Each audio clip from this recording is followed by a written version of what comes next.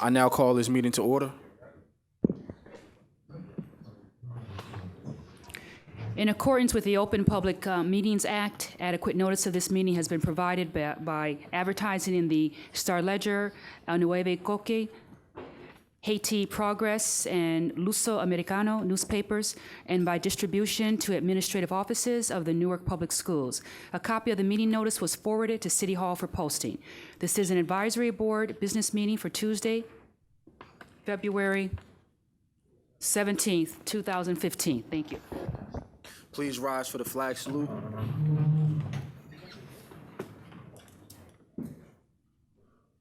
I pledge allegiance to the flag of the United States of America and to the republic for which it stands, one nation, under God, indivisible, with liberty and justice for all. Roll call of board members, please. Mr. Rashan Hassan, Present. Mr. Dino Jackson, Present. Mr. Marquis Akil Lewis, Present. Mr. Nikwa Matthias, Present. Dr. Rashid McCreary, Present. Ms. Ariana Perello, Mr. Kahil Sabu Rashidi, Present. Mr. Philip Seelinger, Ms. Antoinette Baskerville Richardson. Present. Thank you. We will now have our committee chairperson's report. Please start with our personnel committee. Good evening. Good evening. The Personnel and Policy Committee met on February 10th, 2015. In attendance were Rashan Hassan, Khalil Rashidi from the Board of Ed, Kimberly Casanova, Larissa Shambal, and Beverly Gaines from the district.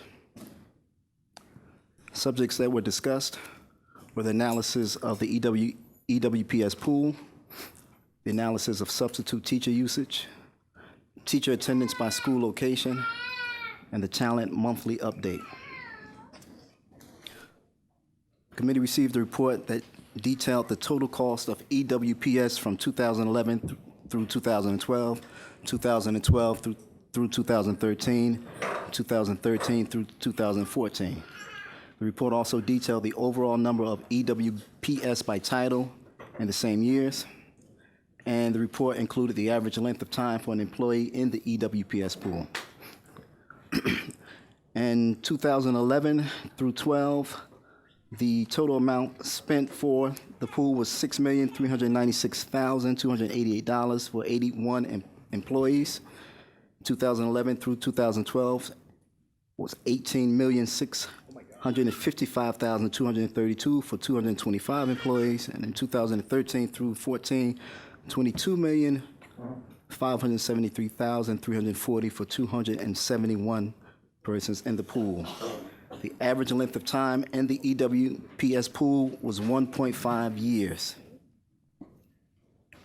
The committee requested a year-to-date update of the cost of EWPS and the number of EWPS by title.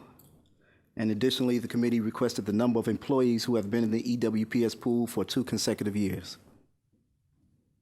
The committee received a report that detailed the number of substitutes used and the average number of days per substitute for the following fiscal years. 2011 through 12, there were 1,055 substitutes used. 2012 through 13, there were 991 subs used. And 2013 through 14, there were 769 substitutes used. Committee requested a report that details the schools within the district that are more likely to use per diems in order to track if these are the same schools with a high number of hard-to-staff vacancies. Committee received a report summarizing the attendance by school for 2012 through 13 and 2013 through 14. However, when we reviewed this data, we discovered that there were inaccuracies in the number of teachers per school, and the talent office is currently updating the analysis, and we should be receiving a corrected report at our next meeting.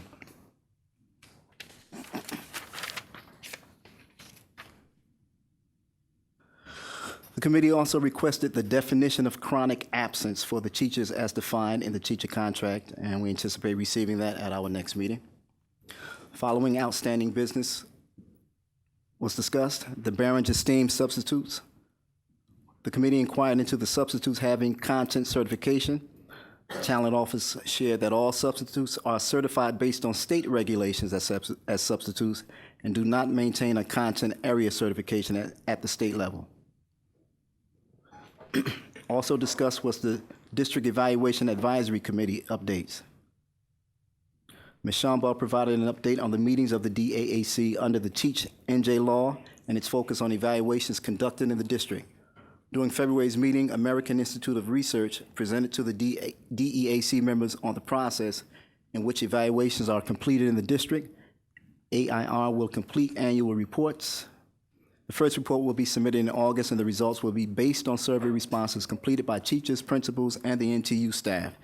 It was agreed upon that the AIR report should be shared at this meeting first and then to the larger group. We discussed the peer validation, and a resolution is on the agenda for the next board meeting.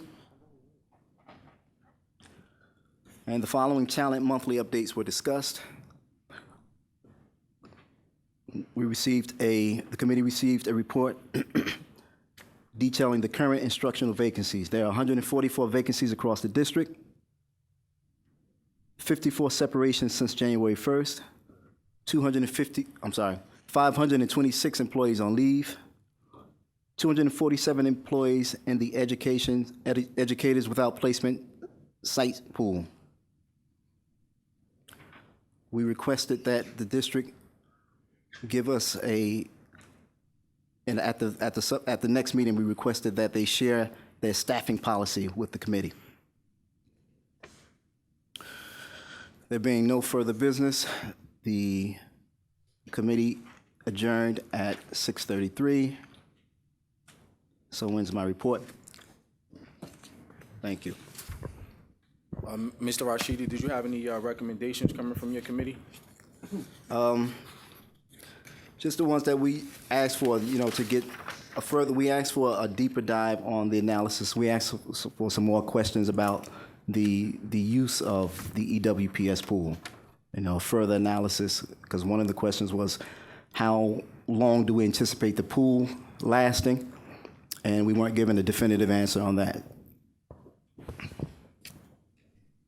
Board members, you've heard the report coming from our personnel committee. Are there any questions for our committee chair? Mr. Chair. Yes, sir. Just one question, one point of clarity. We did not vote on peer validations? I thought we did that on the emails because our last board meeting was canceled.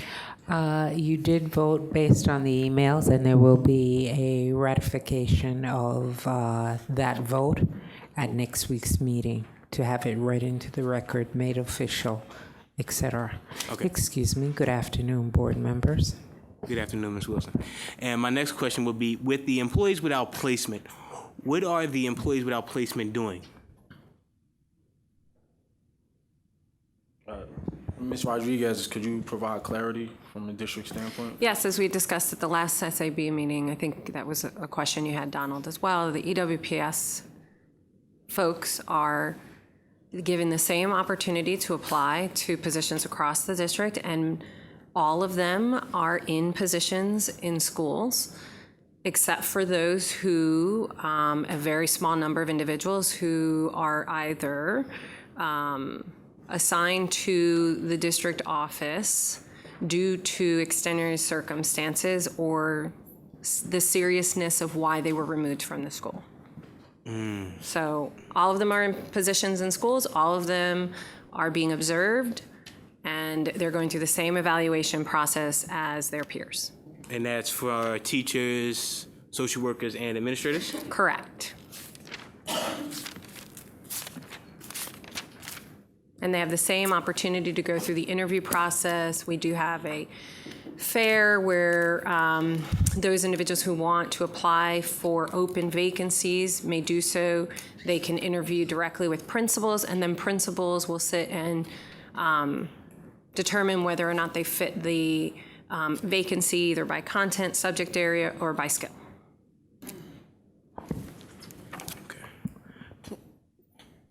So for an educator that's currently listed in this pool, does that educator have a permanent assignment or work location that they report to on a daily basis? Yes, that is correct. Mr. Lewis? I have two questions.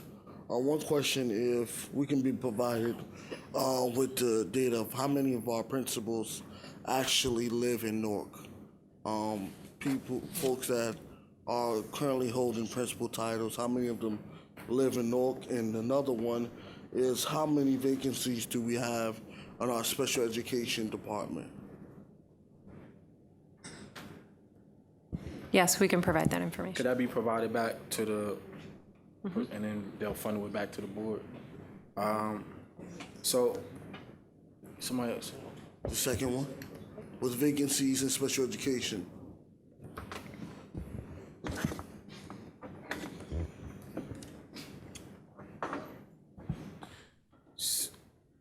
I have a follow-up question. So if the employees without placement sites, if they actually have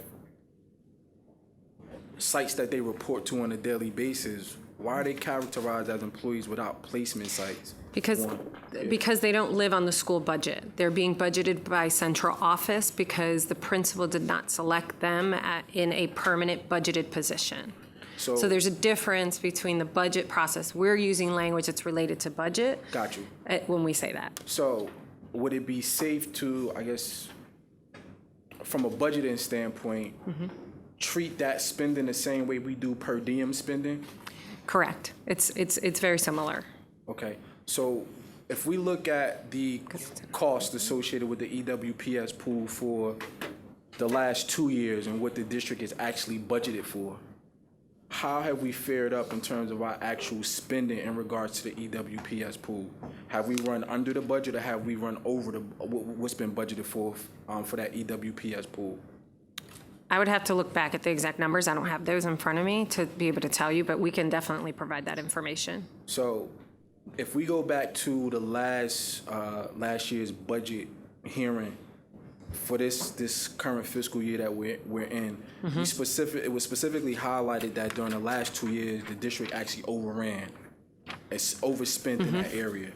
So with that being said, if we're looking at this funding or this compensation the same way we view per diem spending, what internal controls do we have in place to cut off that faucet and not allow that additional spending to occur once we've reached that point that we've actually budgeted for the EWPS? The challenge is we have an excess of teachers, right? We have more teachers than we need in certain categories. Those teachers are tenured, so Got it. our hands are tied in some places. Now, if we were given an opportunity to think through of ways of how we can ensure that we have teachers that match our need. For example, we have hard to staff vacancies, right? We don't have as many teachers who are certified and available for those positions as we would like. We could do more recruitment in those areas and be able to fill more positions across the district in that way. Okay.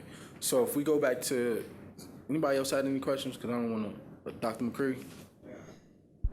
So, I guess looking at these numbers, and I know that Board Member Rashidi said that the number of staff and or the budget associated with them will be forthcoming for fiscal year and school year 2014-2015, where we currently are now. Do we have a sense of what that will look like this coming fall? We're currently going through the budgeting process, so we'll be able to determine that when we submit for our budget, which we still have time. That's the first submission is in March, so therefore we're running our numbers and looking at everything right now. We know that things change because people choose to retire, people separate from the district for lots of different reasons, and so that does impact the number of teachers and people in the EWPS pool. Right. Do we have a possible projected number considering the budget is due within a month, or is it? We're currently running those scenarios, so I don't want to give a number without having done our work on the back end first. Okay, and then I just have one other question. Mr. Rashidi, thank you for the report, very detailed. I know that since I've been at the business and public meetings,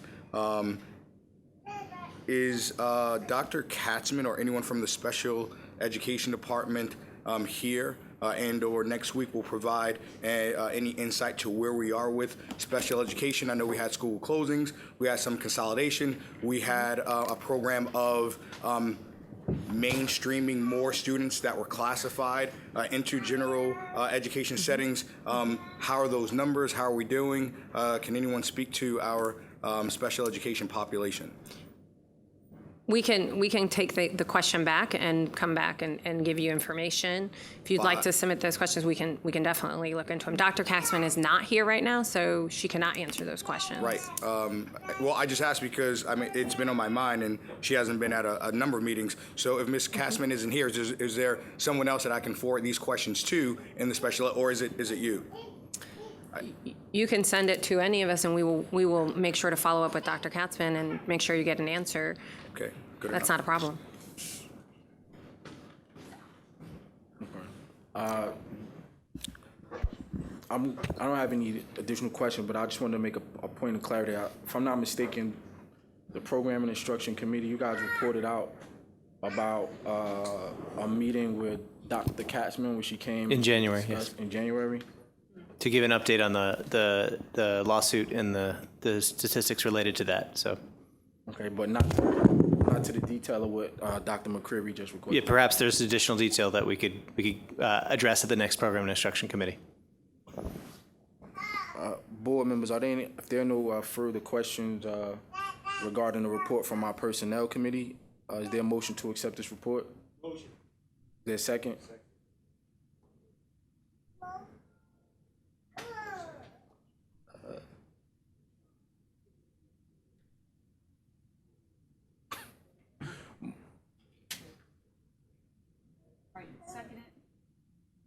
All those in favor?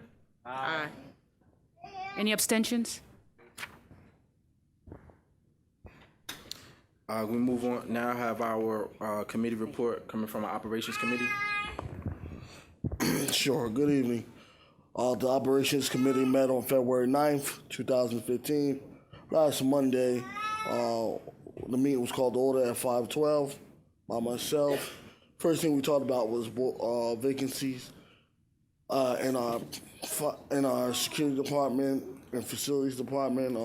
That was something we requested to talk about, but Mr. Barton asked that we defer that discussion to the Finance Committee and Personnel Committee because he didn't have the correct data to provide to the committee on our vacancies in those departments.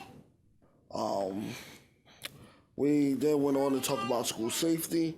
Mr. Reed, the Director of Internal Affairs, gave us the agreement between the North Police Department and the district for us to review. I asked that report be submitted to all board members in their packets. I don't know if all board members received it. Well, I will follow up with that one. We also talked about the status of the work orders in the district. The district have a large amount of work orders that have been completed, but a larger amount that have not been completed. Myself, as the chair of the committee, requested that we start breaking down the work orders by going by ward. Next month at our committee meeting, we will start looking at the open work orders in the West Ward to see how we can come to determination how we can resolve some of them work orders. Mr. Barton also told us that our high school auditorium is looking to be done as scheduled for May. We talked about the roofing of Arts High School in the atrium, in the gym. We said that is a larger project that we're looking for help from the state to help us fix. We talked about George Washington Carver air unit. The air unit does not work. Indicate that this project have not yet been approved by the SDA.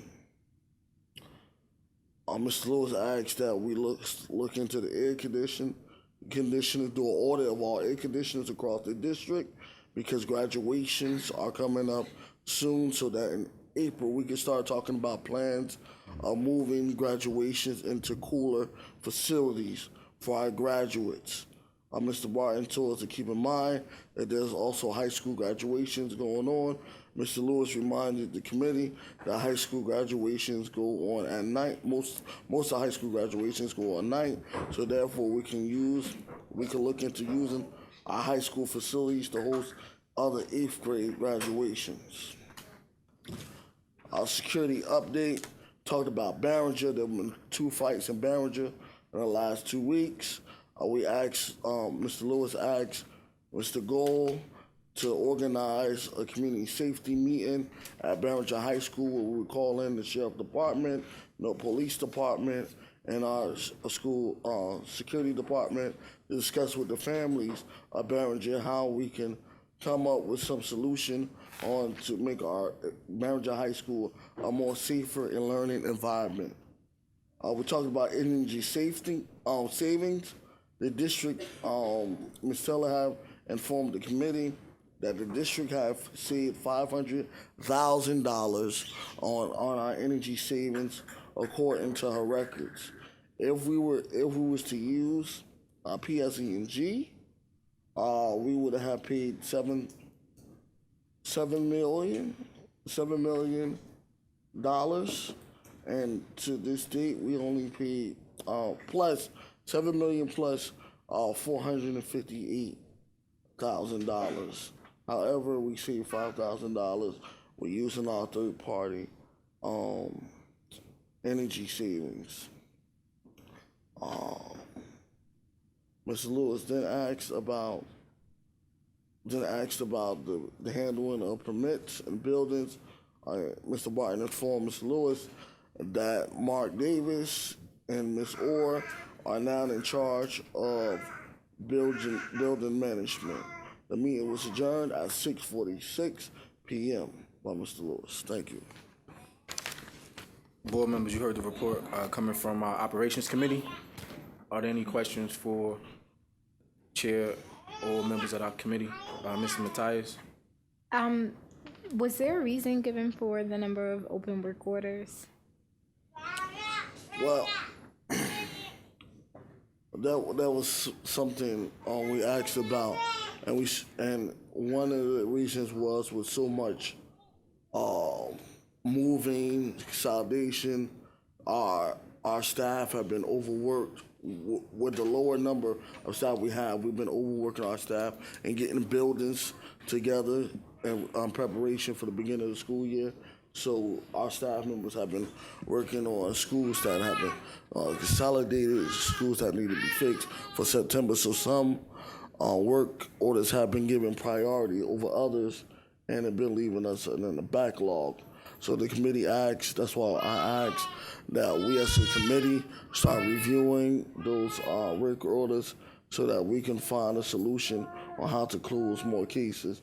I must say, commend the facilities committee, the facilities department in the district, that we had over 10,000 work orders, but they was able in the last 3 months to close 3,000 plus of those. So they have been doing a great job, even though we're understaffed. So the facilities department is understaffed? Yes. Okay. Is it possible you can request an aging report for work orders? Yes. That was something that was asked for at the last committee meeting, the one that I attended. The average lifespan of the work orders that we currently have, that was a big talking point for Mr. Barton over the summer months to really gauge that, and then also focus on duplicate orders. Do we know, if at all, what percentage of those orders may be duplicate orders? You know, under the circumstances of a principal putting in a work order and maybe going beyond 30 days for it to get completed, they go into the system and submit another one. We might have duplicates in the system. Mr. Barton did provide the committee with those numbers. I could forward it to the board tonight. Once I get home, I have it. He did share us with the longevity of how long they have it takes to solve a work order. Other question or concern that I have is the spending for per diem employees in that particular shop. You've mentioned that the facilities team is understaffed and overworked. Do you know how much your team or your group is actually spending for per diem employees for this year? Well, facilities department, that's what I asked for, and Mr. Barton couldn't provide us with that, so he asked for us to defer that to personnel department. Okay. Committee. Got it. And I also know that in security, we have 17 permanent vacancies that we have to fill by civil service. Thank you, Mr. Lewis. Are there any other questions for our operations committee? There being none, is there a motion to accept this report provided by the chair of our operations committee?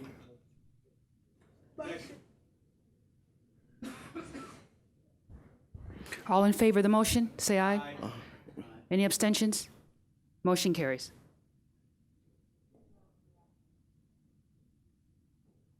Can we now have a report for our program instruction committee? Good evening. Program and instruction met on Wednesday, February 11, 2015. Board members present were Donald Jackson Jr., Antoinette Baskerville Richardson, and myself via teleconference. District staff present, Dr. Caleb Perkins, Marixa Castillo, Angela Johnson, and Sarah Cruz. We reviewed the minutes from the December meeting, and Mr. Jackson requested a breakdown of the One North plan and the financial impact to date. We reviewed the field trip agenda for the month of February. Ms. Richardson requested clarity on how the costs are associated. The district pays for busing from central office, and then actual field trip fees are paid at the school level, either via fundraiser or some other grant program. We reviewed the summer school program from 2014, and the district is now planning its summer program for 2015. In 2014, they continued or expanded the Project Plus program, which is now called Summer Plus, and the number of consistent participants in the program was 1,735 students.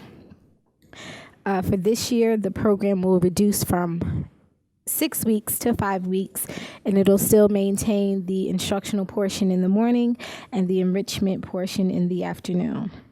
Ms. Richardson asked if there is a connection between the instructional and the enrichment program, and Dr. Perkins said this year they are looking to align it much more closely. Also new this year is the enrichment portion will be free of charge, thanks to a partnership with Victoria Foundation and the City of Newark. There was a review of the attendance data. This is the second part that we've continued from the last meeting. It provided attendance data for the month of October and the month of September. And that attendance information is drawn from Power School. We also talked about the park guidance. At this time, the district had presented a resolution for the committee to review and give a recommendation on. The recommendation from the committee is to not go forward with the district resolution, and if the district wants to put that out as guidance regarding park, then they can.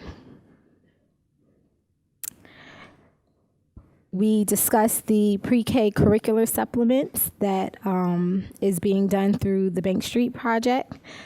Currently, that pilot has 30 teachers and teacher leaders in it, at a cost of approximately $100,000. We also discussed the early childhood 5-year plan, which is due to the state. At this time, the Office of Early Childhood has a new executive director, Nana Afosu Ama. Given that she has just come on board, the district is petitioning Department of Education to give her more time to review the plan and submit. There's a resolution in our packet for voting from Cengage for instructional materials, and I don't believe the committee made a formal recommendation on this resolution, so if there are any questions from other board members, we'll take them. And that ends my report. Thank you. Thank you, Ms. Matthias. Does anybody have any questions? Madam Chair. Mr. Lewis? When did early childhood get a new director?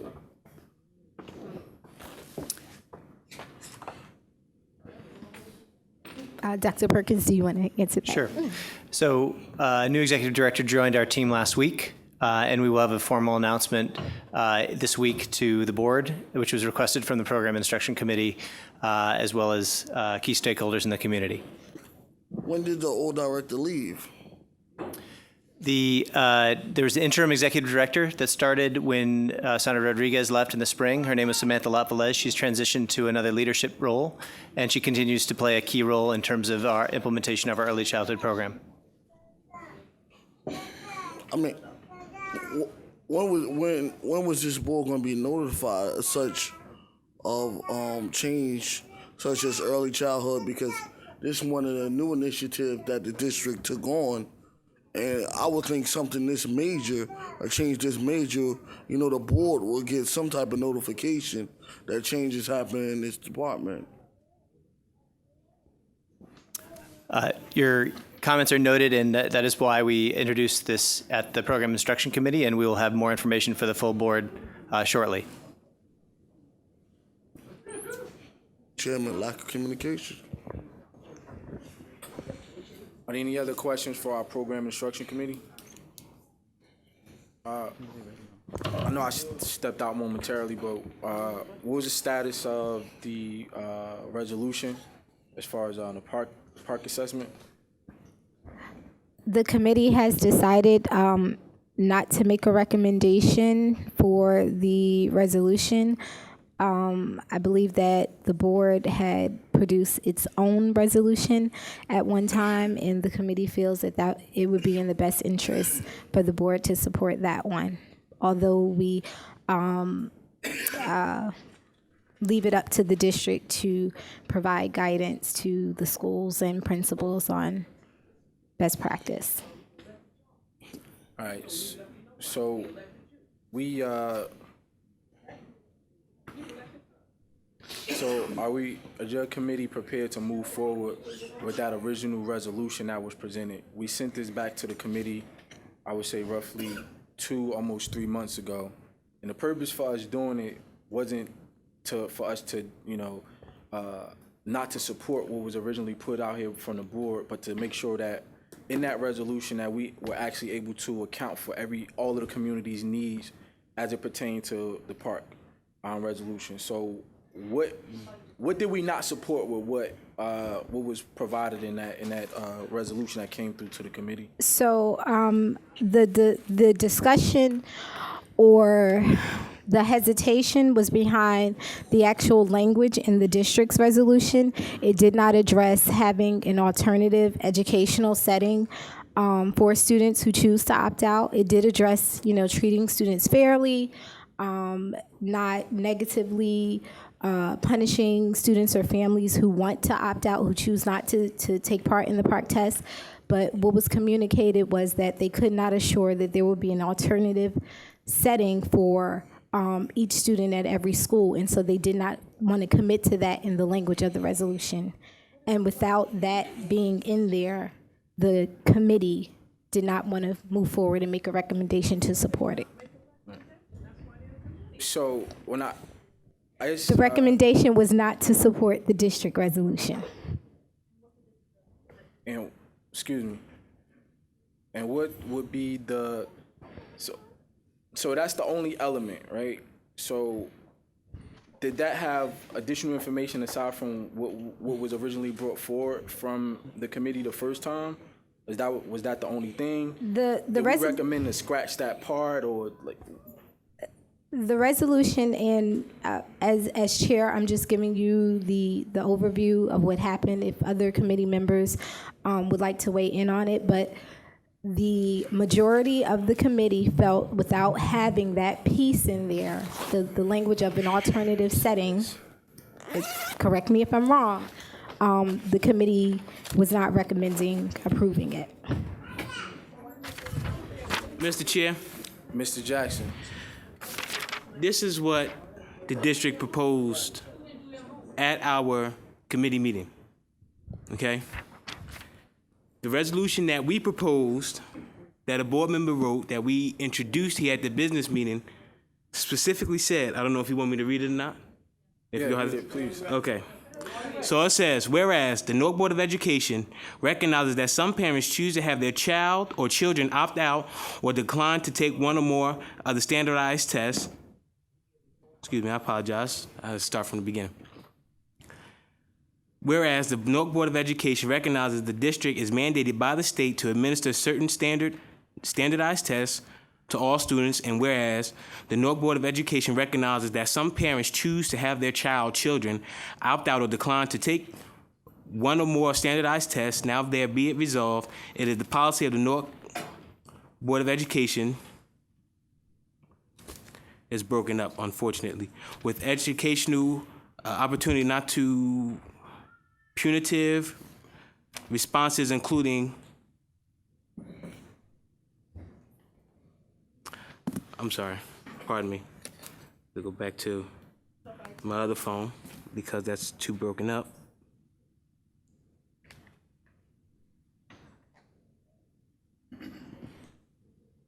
So essentially, the resolution that we mentioned here as a board stated and took body after other districts in our surrounding area, Bloomfield, Montclair, said that we recognize the district is mandated by the state to administer the test. However, we understand that parents choose to have their children opt out. So therefore, if the parent chooses to opt their child out of the testing, they have the right to do so. Okay? We understand what the law says. However, we will meet them with educational alternatives. This resolution here talks about the district feeling Can you read the personally resolution, Mr. Jackson, from the please? district. Okay. No. This is what the park resolution says that we will introduce.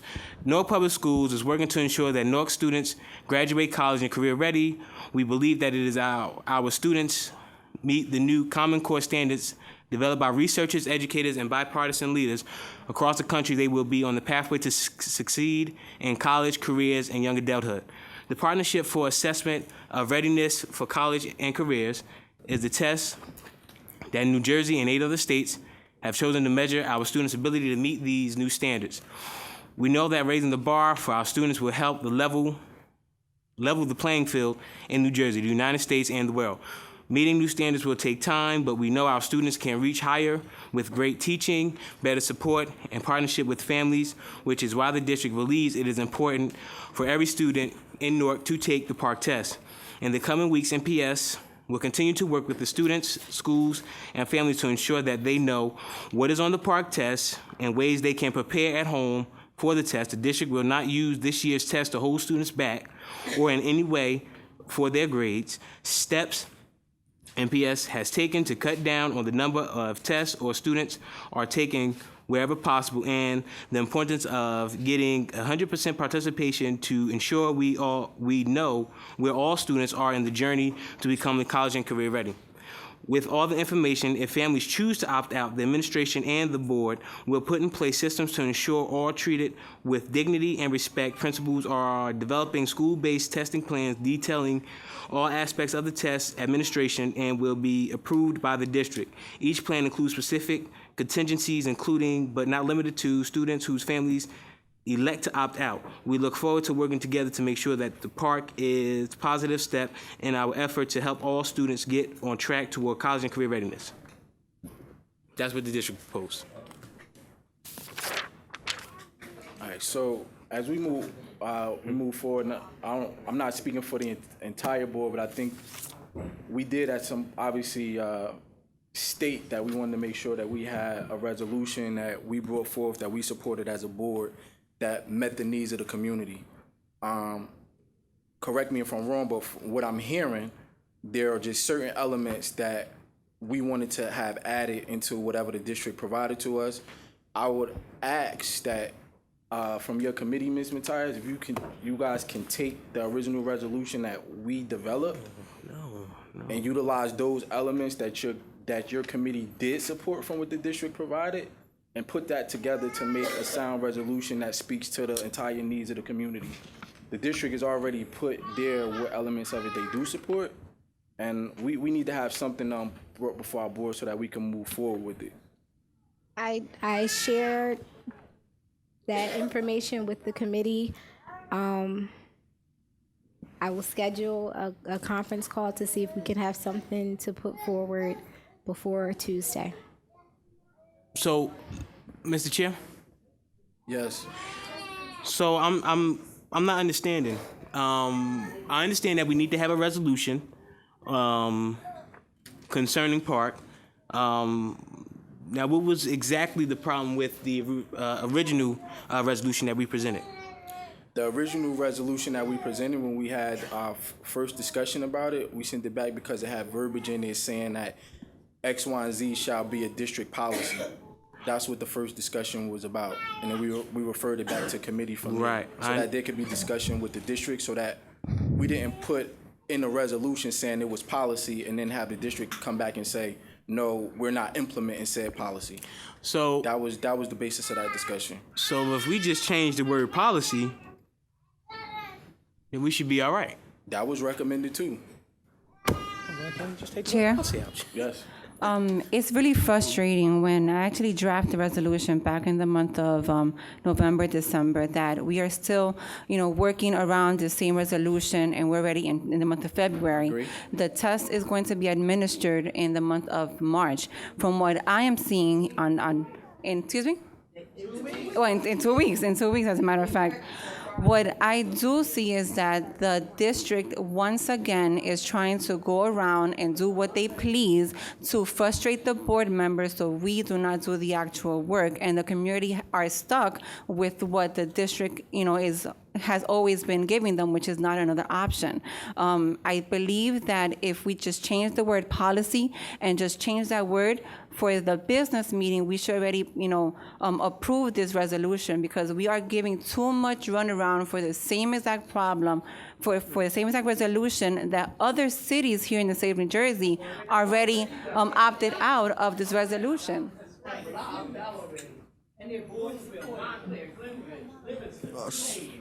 I second that.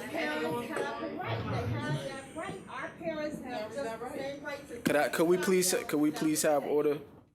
I will.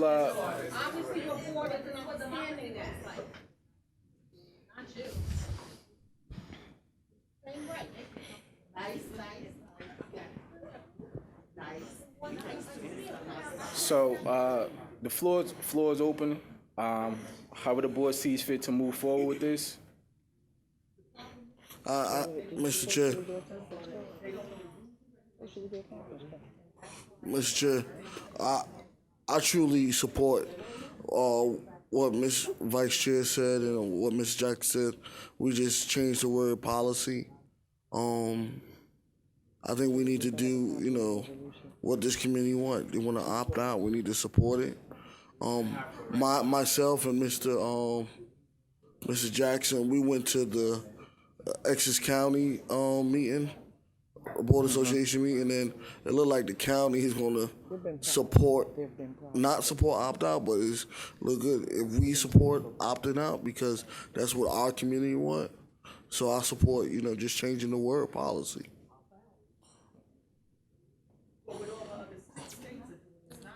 Miss, okay, got it. Could we let us do what we have to do up here, please? I got you. I understand the passion. So at this point in time, I'll defer back to our committee chair. at this point in time, that resolution? So based off the verbiage change? I'm gonna suggest that when we get to approving the agenda for next week, if we just add the original resolution and we'll change the language and have it sent out on Friday. Any objections to that? Any board members? Okay. Are there any? No. Are there any additional questions for our program and instruction committee? Well, I have one question for program and instruction. After school programs, I know I've been getting complaints. I'm sorry.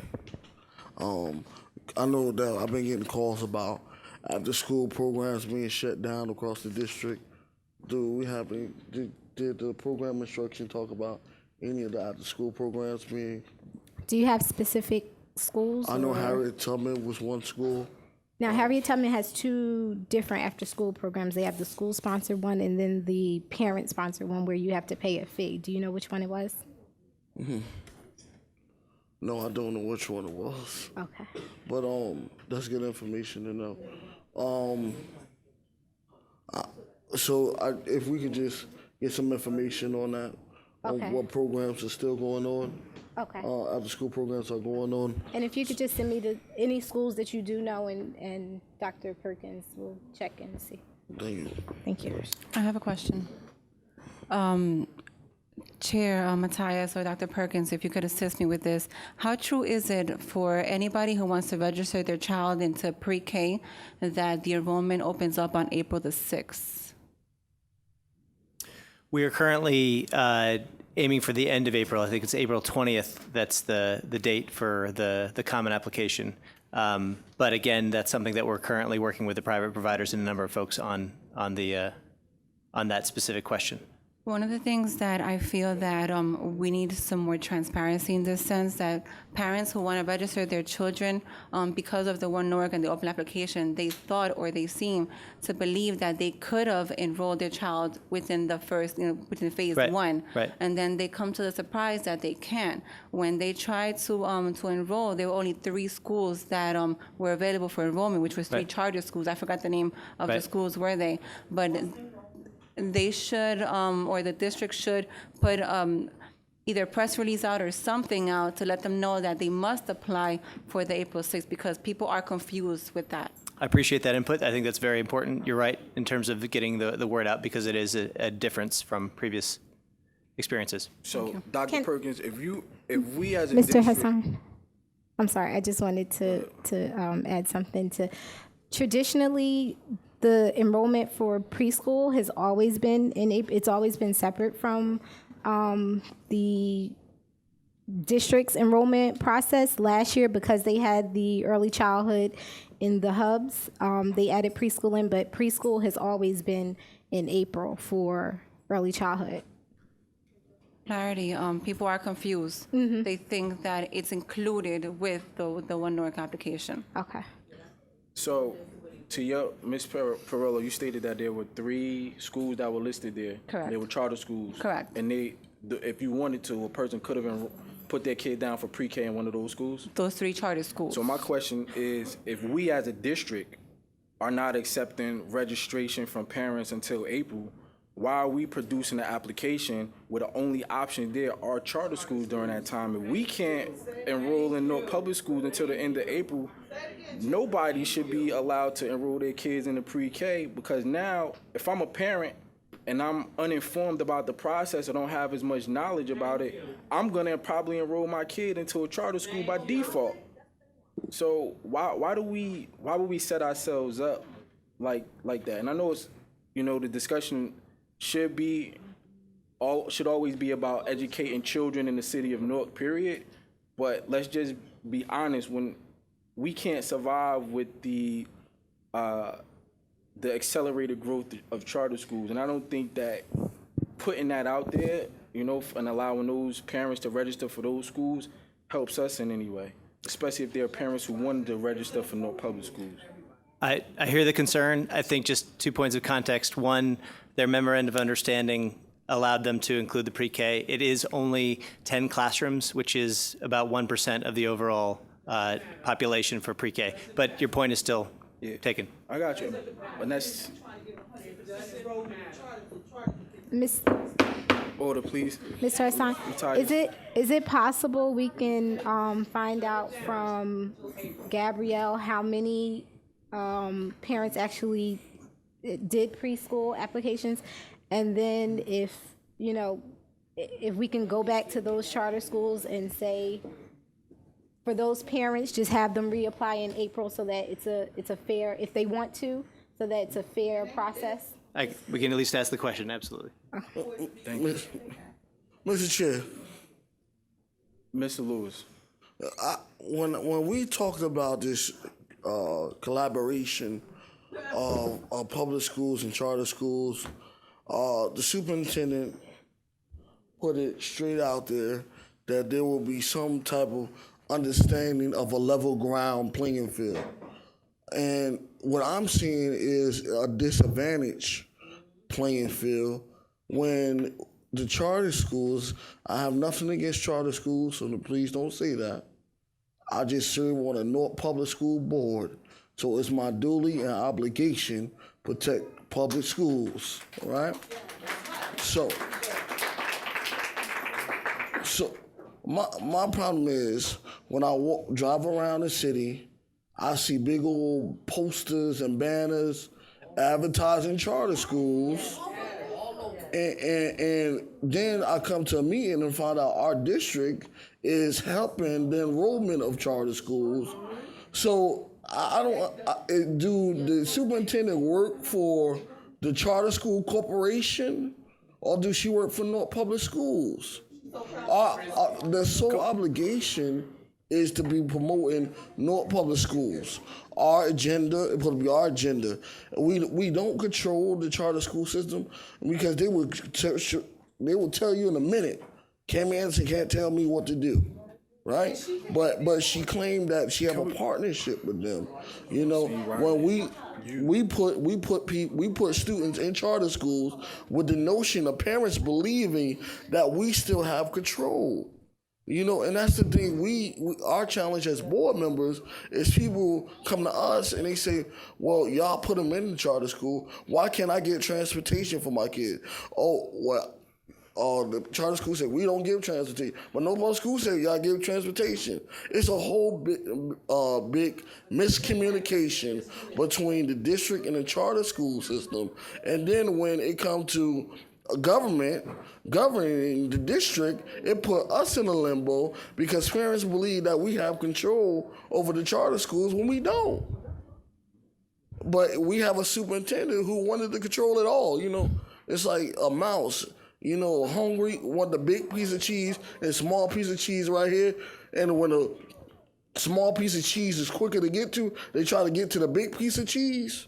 That's the type of situation we are in. When she knew from the beginning she can't control the process of the charter school system, but she wanted to be Superwoman. Got it. Ms. Perello, you had a comment? It's just to echo the same sentiment as Mr. Marquise Lewis, especially this morning when I turned on News 12 and I saw that charter schools in the city of Newark had a delayed opening, and our poor Newark public school children had a regular day. I believe that the district, since we are working in collaboration and partnership, we should all come together, and if we are all going to have a delay opening, we should all have a delay or start at the same time, because it's not fair. Got it. Board members, there are no additional questions or comments at this time. Is there a motion to accept the report for our Program Instruction Committee? Motion. All in favor, say aye. Aye. Any abstentions? The motion carries. Lastly, I'm trying to say, I can't speak. Mr. Chairman, I'm just here today, real quick, I'm gone.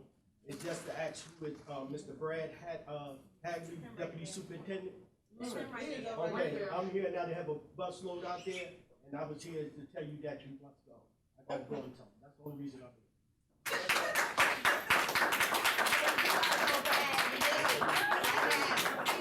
thank you. Next report We'll now have our report from our Finance Committee.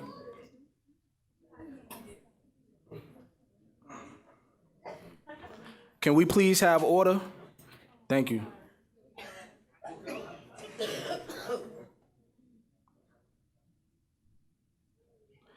We now have our report from our Finance Committee. Our Finance Committee met on Thursday, February 12, 2015 at 6 p.m. Board members who were present, myself, Antoinette Baskerville-Richardson, district administrators present, Valerie Wilson, Stacy Robinson, Pablo Canella, Satish Desai, and Elena Toledo.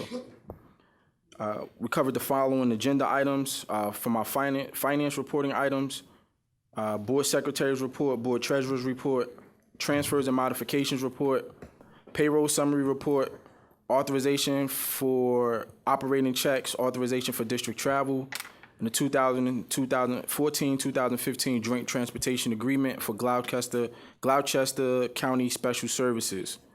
The following purchasing items were also discussed: the Comprehensive Pay Card Program, service repair and installation of gymnasium equipment, general construction alterations, which was a contract renewal, Cengage instructional material, T-shirt and golf style shirt apparel, which is a minority and women-owned business contract that has been set aside for those specific groups, Hatch Whiteboard Solutions, moving services, which is a contract renewal, cafeteria foods items, which is also a contract amendment.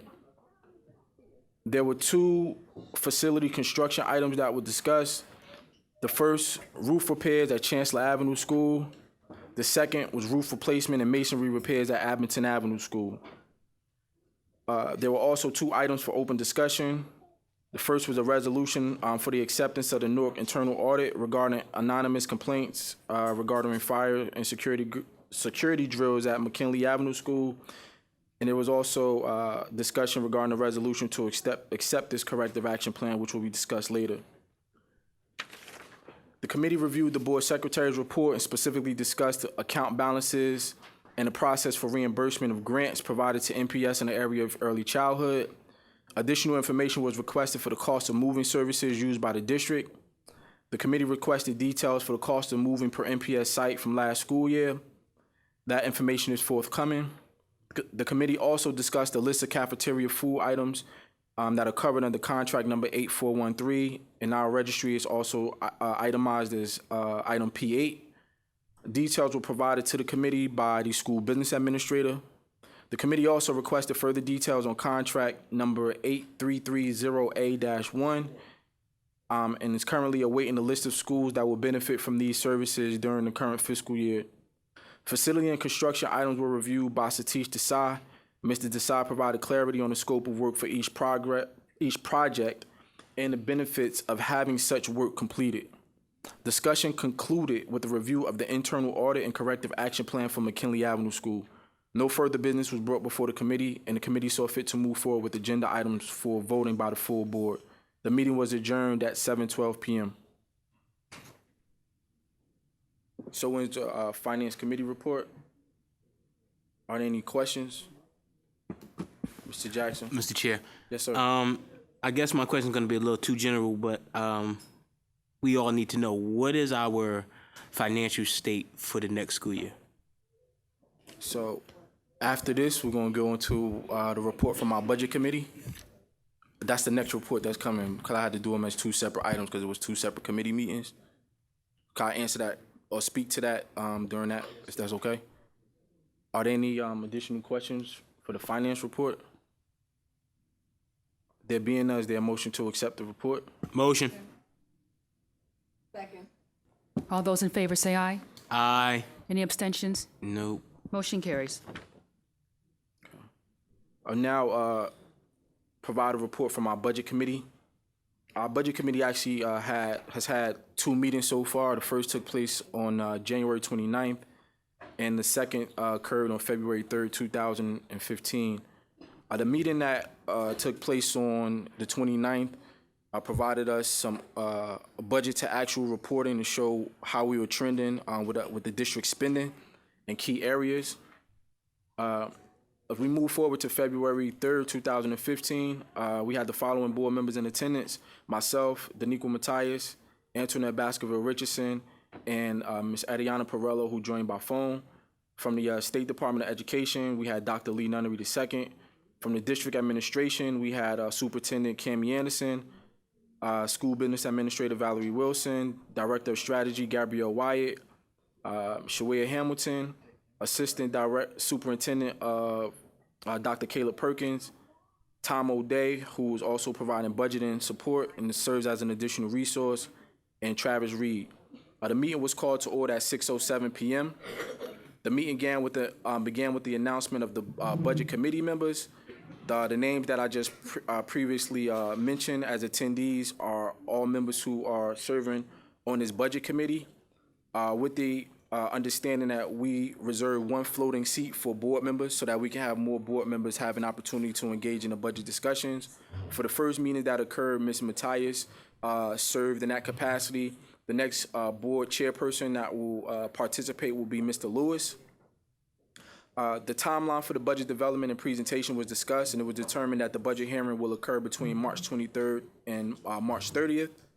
The discussion then picked up from the prior budget committee meeting, which was held on January 29, 2015, during which budget to actual performance was discussed. During the January 29, 2015 committee meeting, the district highlighted year-to-date spending in key areas and end-of-year projections for spending in those areas. The district reported an overrun for spending in the following areas: regular salary, I'm showing an overrun of $5,018,260,000. The year-end projection for that budget performance is actually 105% of what the actual budget is. Other compensation is showing a current overrun of $15,606,641, with a year-end projection to be 187% of the actual budget projection. Payments to charter schools, currently showing a projection to be at $210,582,894. The year-end projection for that is 105% of what the district budgeted for. The district presented a low, medium, and high estimate for potential saving scenarios. At a high estimate or worst case scenario, the district projects savings of $25.9 million by way of non-salary expense reductions totaling $11.2 million, reductions in professional services, projected total savings there $12.7 million, reduction in other compensation, projected savings of $1 million, and anticipated separation of district employees, projected to bring in savings of $1 million. As we look into the 2015-2016 school year, the district expects the following. In regards to revenue, state, local, and other sources of revenue are expected to remain flat or to decrease slightly. We won't have further details on that until the governor actually makes his budget announcement in the upcoming weeks. Expenses. Increases are expected in the following area: charter payments, and this is expected as a result of approved charter growth as that continues to materialize here in the district and charters continue to expand based off their approved growth models by the state. That would have an adverse impact on the district's overall budget. Benefits. The district does anticipate to see a rise in those costs as a result of the Affordable Health Care Act, also known as Obamacare. And salaries. There's an expected increase as a result of contractual obligations, primarily school-based staff advancement. And lastly, park and Common Core readiness. As implementation will continue, the district anticipates making further investment. The district anticipates that further investment will be required. If we recall, as a board, we made an initial investment just from a hardware perspective of $5 million, and that doesn't factor in any professional development that may have occurred in the district during the course of the year. Superintendent Anderson presented the district's 7 goals, which is outlined in most of the decks that are presented, and also presented these priorities for the upcoming school year. Superintendent Anderson was asked to prioritize these goals and identify which goals, if any, could be foregone in the upcoming school year. The superintendent advised that all priorities hold equal weight and that the district's position is not to make progress the district's position is to make progress with all goals yearly. Further discussion took place regarding the weighted student formula and the allocation of funds for school-based budgets. The committee asked for details as to how soon schools will have funds transferred to their budgets if enrollment increases as a result of universal enrollment. This was something that we experienced over the summer months when families were still going through the enrollment process. Some schools in the district experienced a significant spike in their enrollment, and the concern was that those transactions were not being made to those schools' budgets real time. So as an example, if school X received 50 additional students today, how long did it actually take for the district to ensure that those funds were provided to that school so that they can ensure the proper supports were in place for those students? We also discussed budget controls as we move through this school year. The following items were discussed or reviewed in regards to the budget controls. The first piece was hiring controls. We're already halfway through the school year, roughly probably about 60% through the school year right now. We have a significant amount of vacancies. The first thing we want to do to help fill that any gaps or potential shortfalls for the budget is to ensure that we reduce the amount of vacancies that we have on the books right now and utilize those funds to cover any additional expenses or encumbrances we have for the district. So with that being said, the district has committed to only filling 5% of central office vacancies for the remainder of the school year, and also only filling 10% of school-based vacancies for the remainder of the school year. We also discussed a reduction in spending for other compensation. The reason that this piece of other compensation is so important, as we talked earlier today, we asked some critical questions about the EWPS pool and also additional per diem spending that's coming out of other departments such as operations committee. And that's one area where we tend to see a lot of that spending. And the concern is that we haven't had the correct internal controls to make sure that we're able to minimize that spending and reduce it up front. We shouldn't be in a position where we're having the discussions about it after that spending is already gone past what the district had budgeted for. Effective February 13th, 2015, this is information that I received in having a discussion with district administrators today. As one of the budget controls, the payroll department can no longer approve historical edits at the school level without approval from an assistant superintendent. This has specific impacts on per diem workers, and it helps align the school's use of per diem workers with the school's budget, not the central office budget. This will, from my perspective, will require district policy and internal controls to drive true compliance and to realize the cost savings. And the potential impact on that is 120 employees. To give some clarity to that, when talking to Ms. Rodriguez earlier, she advised that per diem employees aren't paid from out of the school-based budget.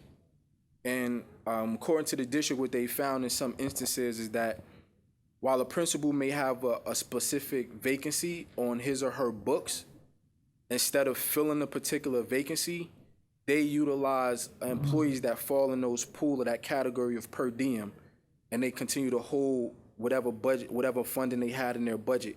Because any per diem spending, even though the services are utilized in the schools don't pay for the use of those services. That comes out of the central office budget. I was also advised that in some instances, the historical edit was actually occurring. And I don't have any details at this point in time in terms of what particular schools, but I'm just giving the information that was provided to me today. With a historical edit, it was advised that some administrators would go to the office of the payroll department, and after payroll had been done, and request to have a payment or check cut for employees for X amount of hours, and it was only done for per diem employees. The fact that this is something that the district reported was actually occurring means that overall we just didn't have the proper controls in place to make sure that wasn't happening, and furthermore to make sure that we were minimizing that and we weren't in a position where we were overspending or overrunning what the district had actually budgeted for in those particular areas. As far as our February 3rd budget committee meeting, it was adjourned at 7:37 p.m.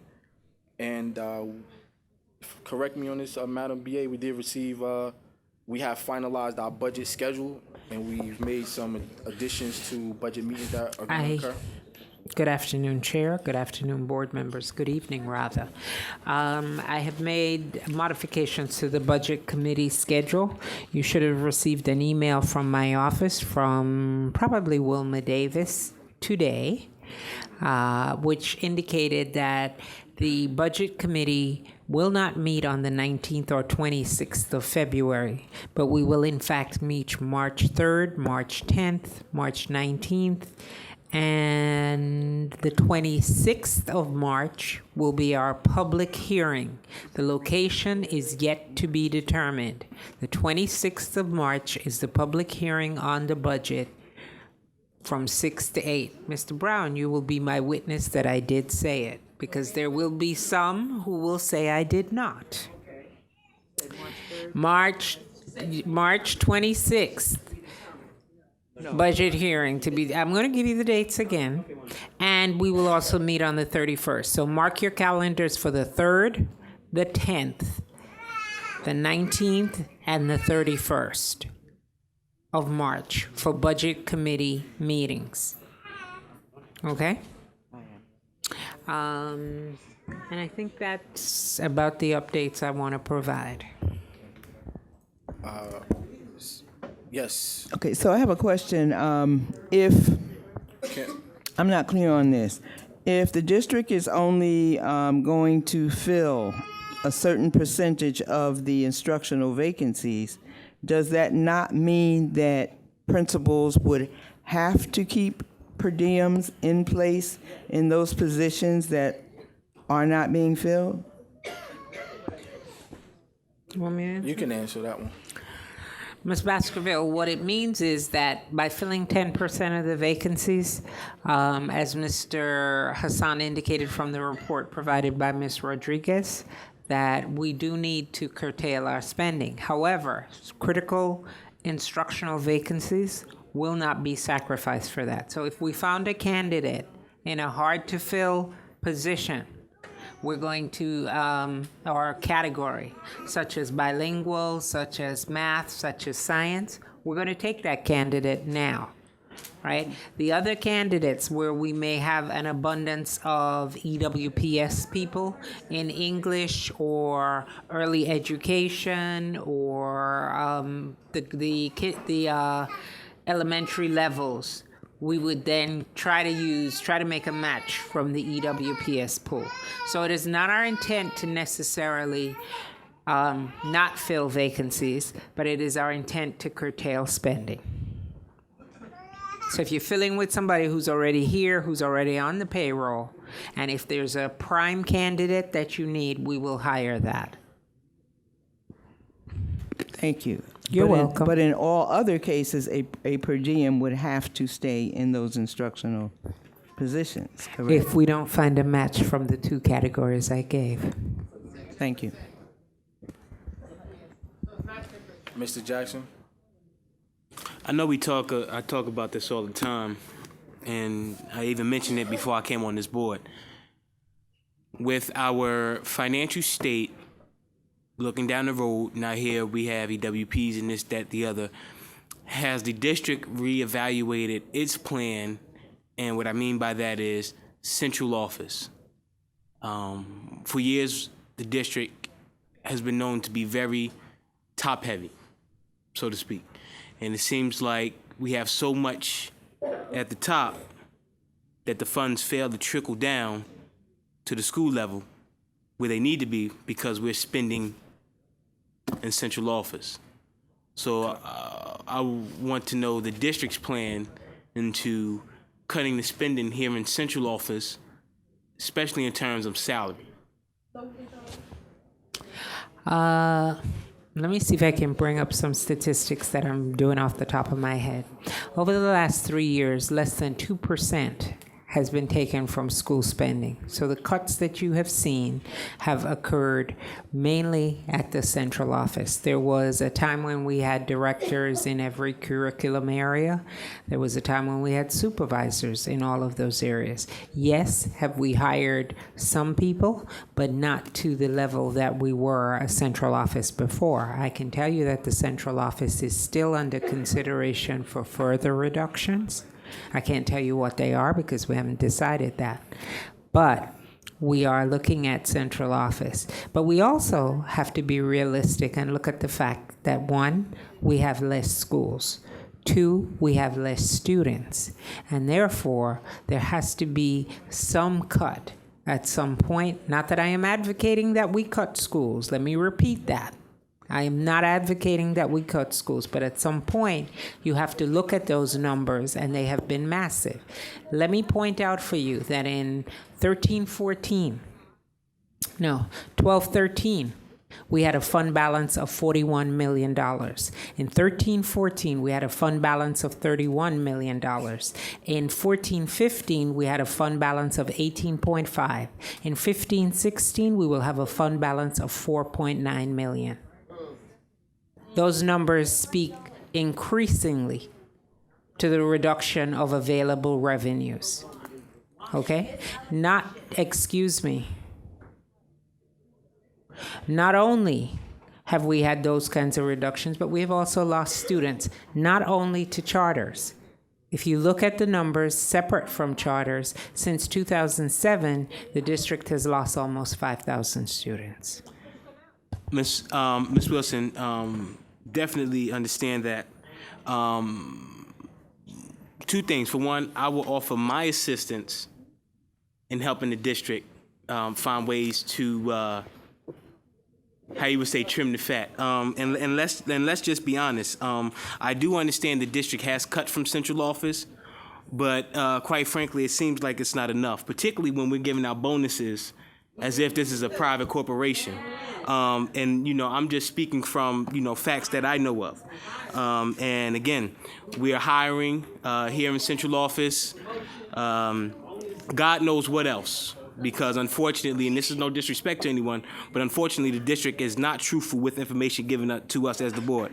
So again, I will offer my time to find out what we can do to help stabilize our budget, because I am aware that not only are we losing students to charters, but to people moving and other circumstances, whatever have you. So again, whatever my services to help. The Budget Committee, which was the first time this board will have a Budget Committee in almost 20 years, okay, will allow for a rotating member.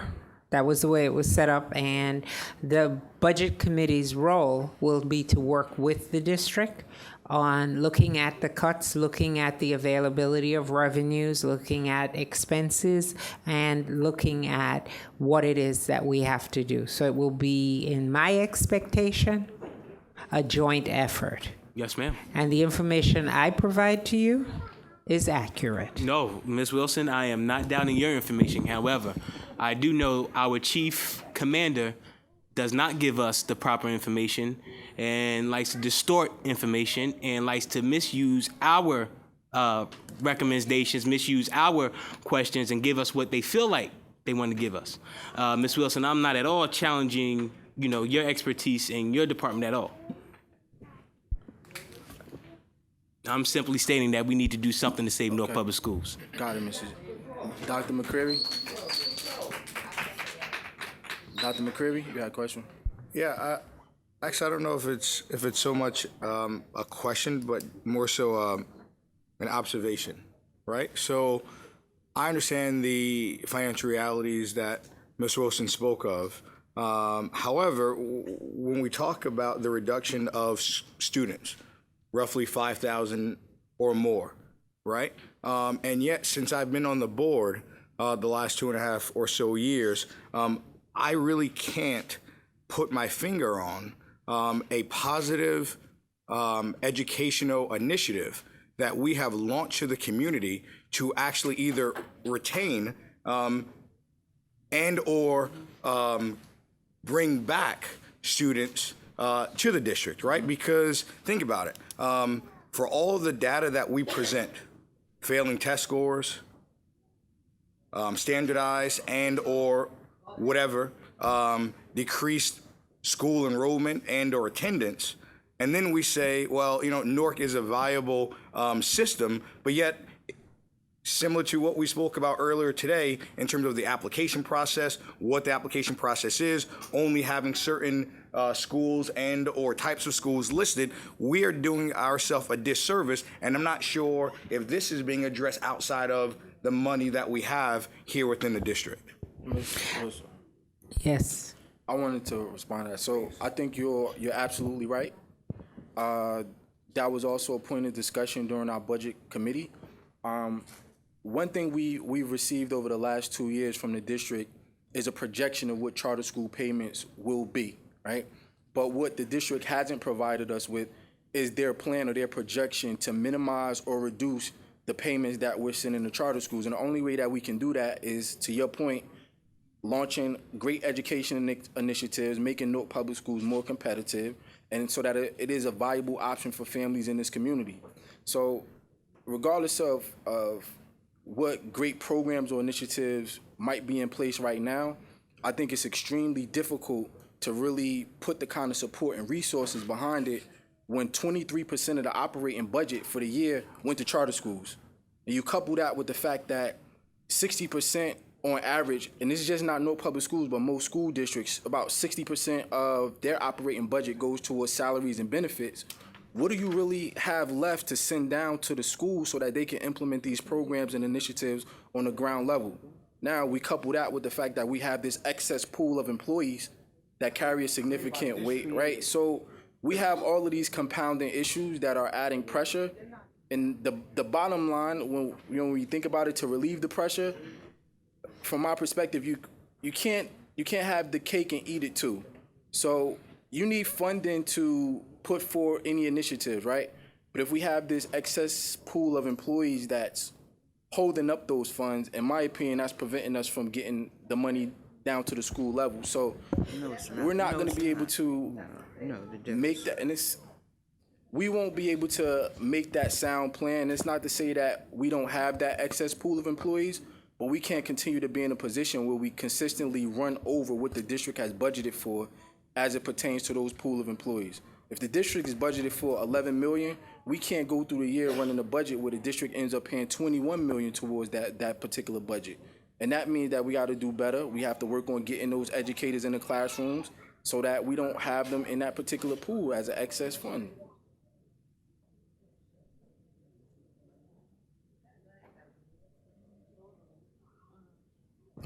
Dr. McCreary, you had anything else?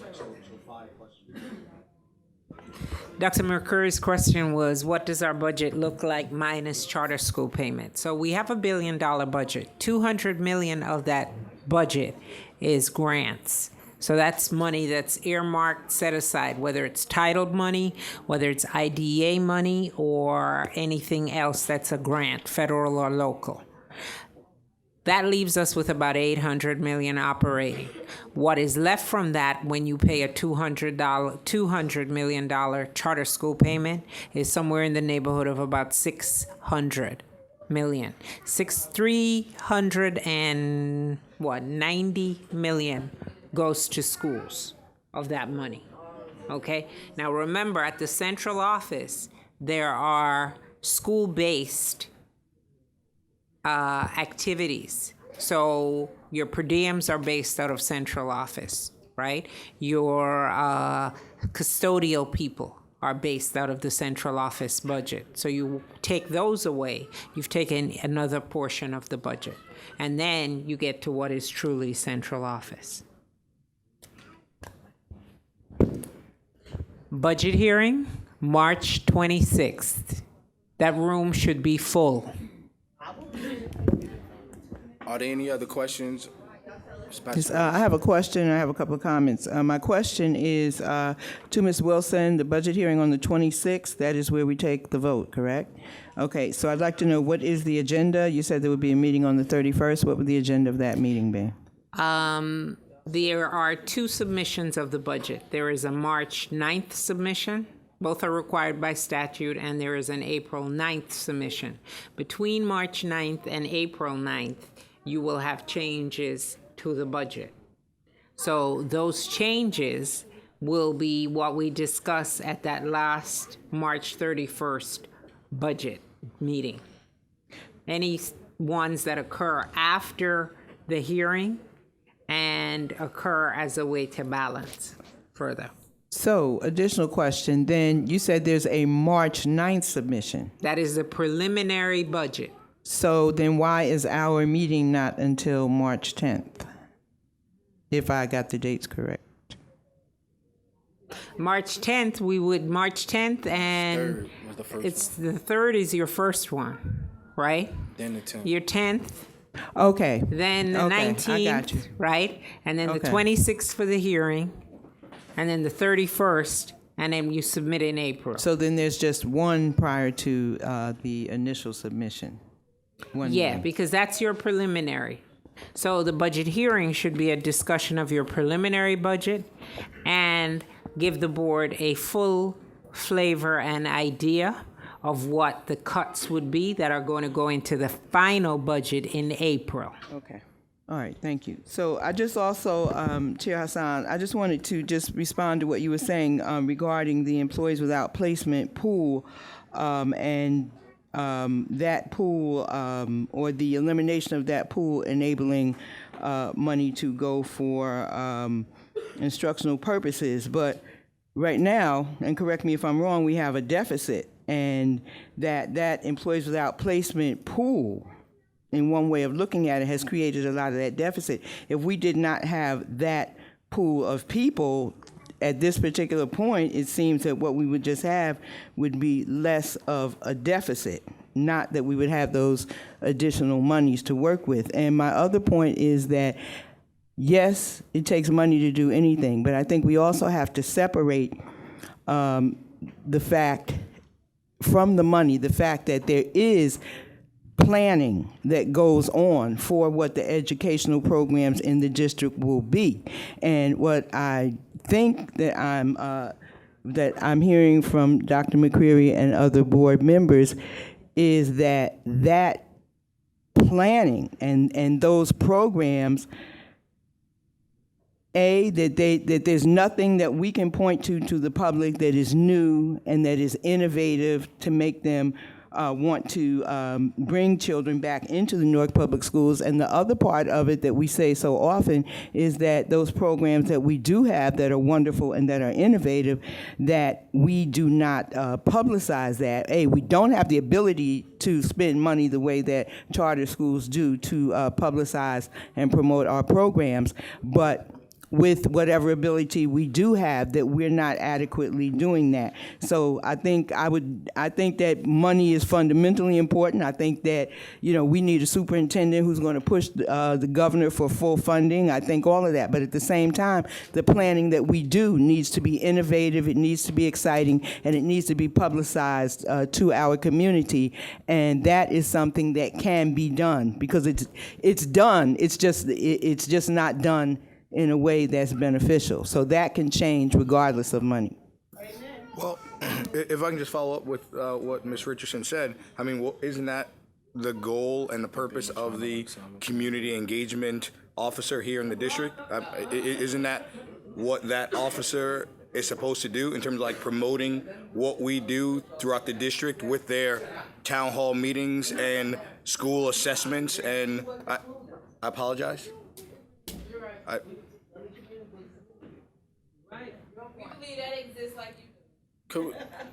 So let me ask a different question. Do we currently have a community and engagement officer?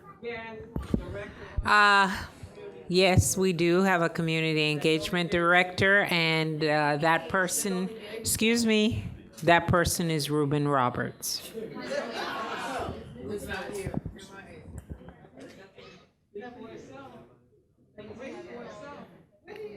Are there any further questions from board members? There being none, is there a motion to accept the report?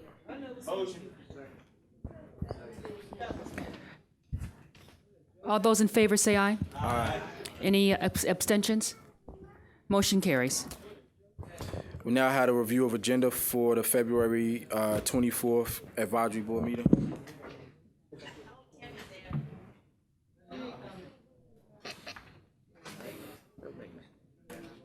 Mr. Hassan, Ms. Matthias, motion to amend the agenda.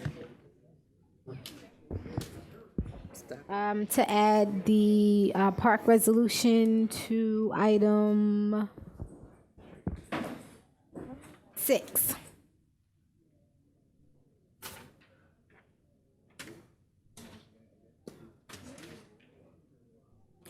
board members, there's a motion on the floor right now to amend the agenda to add the park resolution to item 6 as a sub item of item 6, or just Yes, make I it- believe that's where we usually do the board-sponsored resolutions. Motion.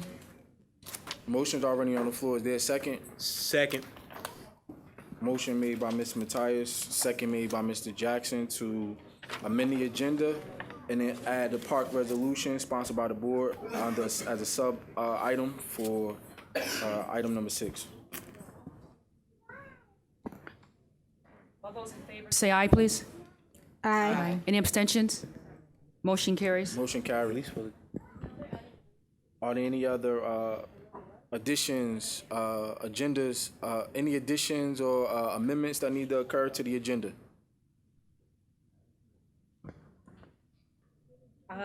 Yeah. I'm sorry. I had to think about that for a minute. Mr. Hassan, last board meeting, because of the inclement weather, we were unable to meet and the board was polled for its vote. That vote and the items contained therein will be presented at next week's meeting as a ratification and subject to voting for the official record. It's on there? We have it there as Okay. item 11. All right.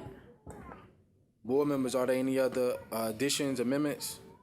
There being none, is there a motion to accept the agenda for February 24th, 2015? Motion. Second. Motion made by Ms. Matthias, properly seconded by Ms. Ariana Perello. All those in favor say aye. Aye. Any abstentions? Motion carries. Thank you. We will now have our Newark Public Schools District Report for equity and access all students regarding K-8 summer school and summer enrichment programs.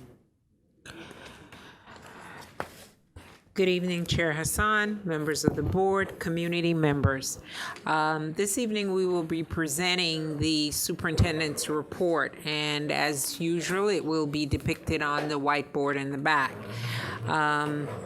Chair Hassan, when he spoke earlier, spoke to the framework that the district has been using and will continue to use in terms of its strategic priorities. You will see this framework significantly more than you have lately, at not just at board meetings, but it is around what the budget will be crafted. And each of our bodies of work will tie into a specific letter within this framework.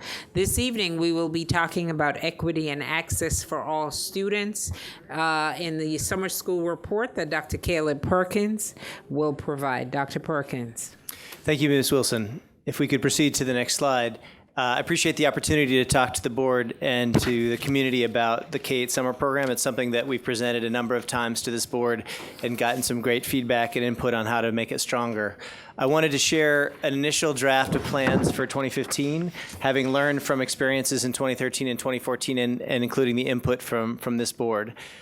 So as you'll see, where we worked on this in 2013, we took feedback from the community, from schools, and from a number of other stakeholders around how to make summer school more engaging and more enriching so that we bring more students in. We know that summer is a critical time to prevent summer learning loss.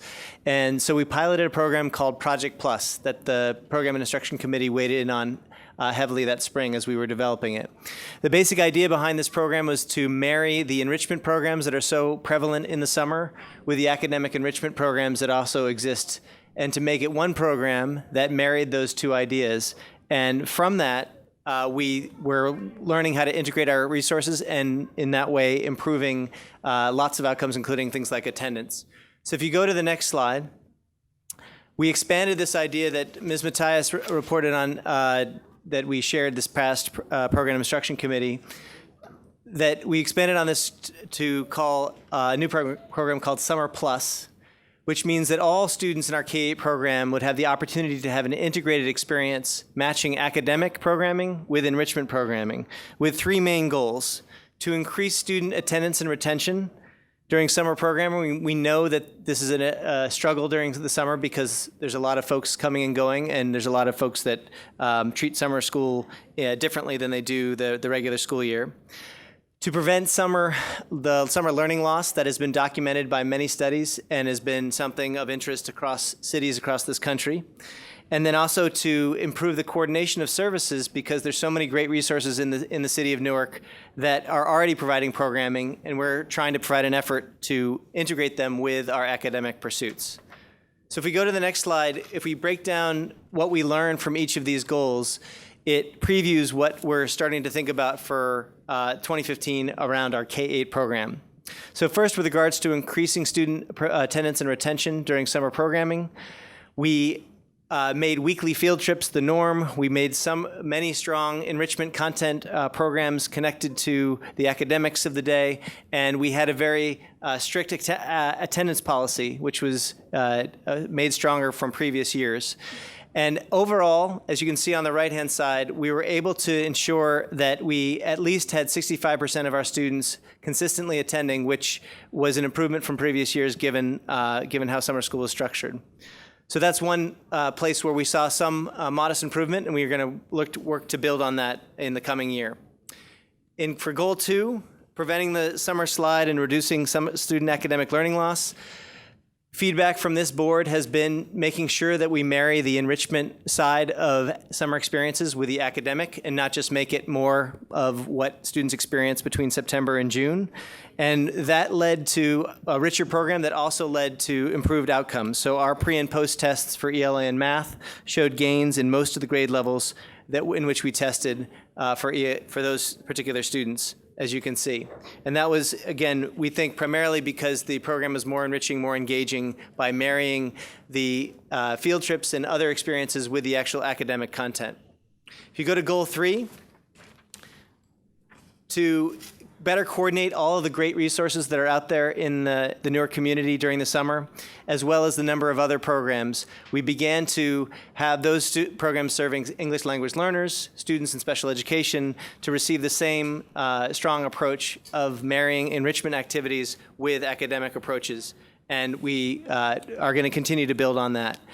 But beyond these 3 goals, if you go to the next slide, you'll see that we surveyed all of the folks involved with this initiative last year and found that there was overwhelmingly positive responses that shows that we believe confidently that we've improved the program that we're providing these K-8 families.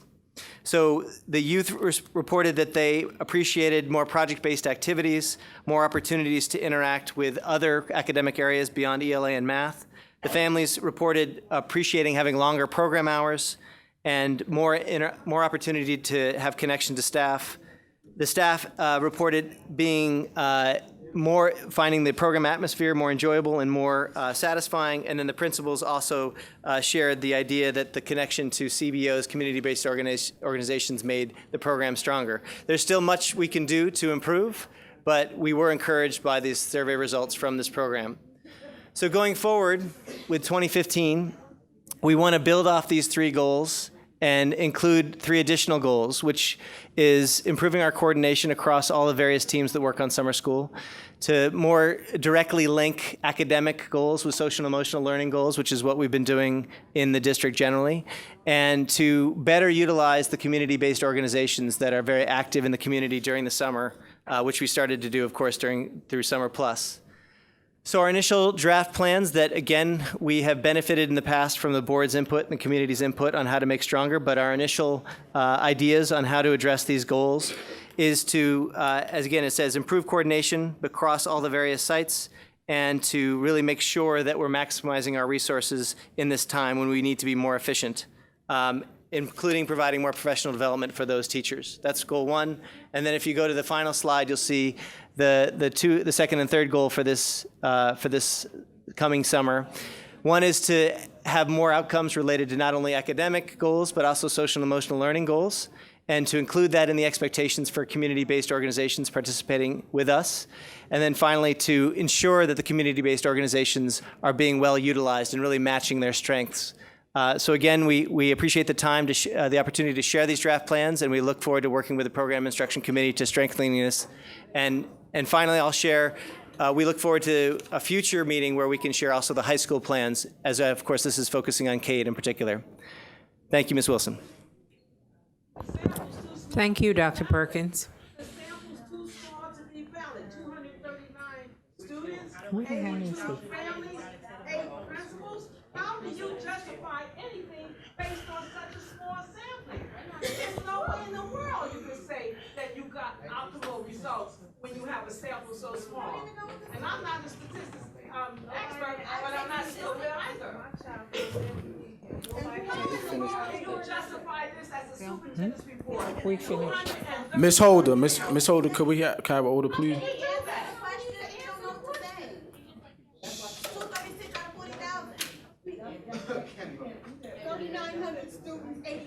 Eight principals.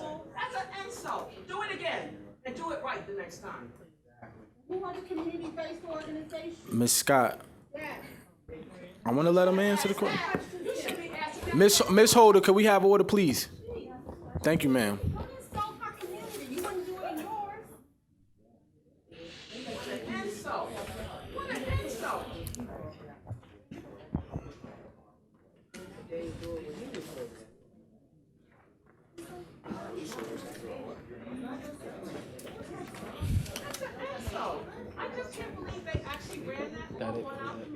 We're done? We're done in public participation. Yeah, you can go to public participation. Board members, do we have any questions? And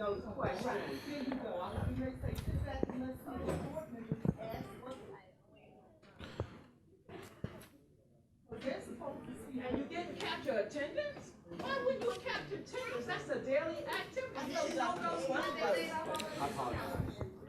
That's an insult. Ms. Holder, Ms. Holder, I understand you got some frustration. I'm just asking if you could keep some order so that we can allow board members to ask questions. Mr. Hassan? We will. I'm opening the floor for board members to ask questions. Mr. Ms. Hassan? Matthias. Was the survey for the summer program, was it only given to participants in the summer program, or was this a district-wide survey? This was for the K-8 participants. So, for example, the 8 principals was out of a sample size of 10. Okay, and then the 239 was out of the 1,700? Correct.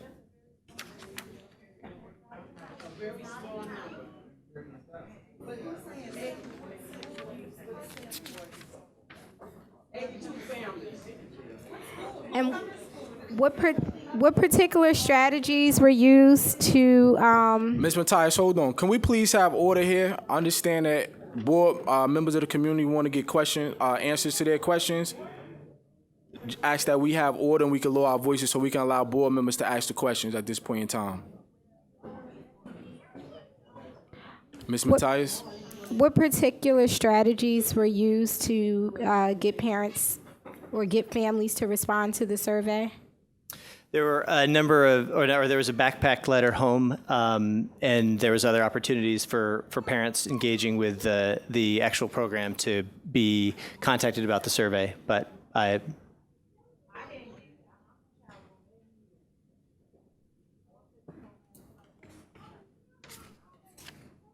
Okay, so I think we can take this back to program and instruction and see how we can do better outreach for this year.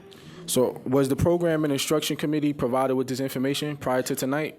No. So that's the first problem.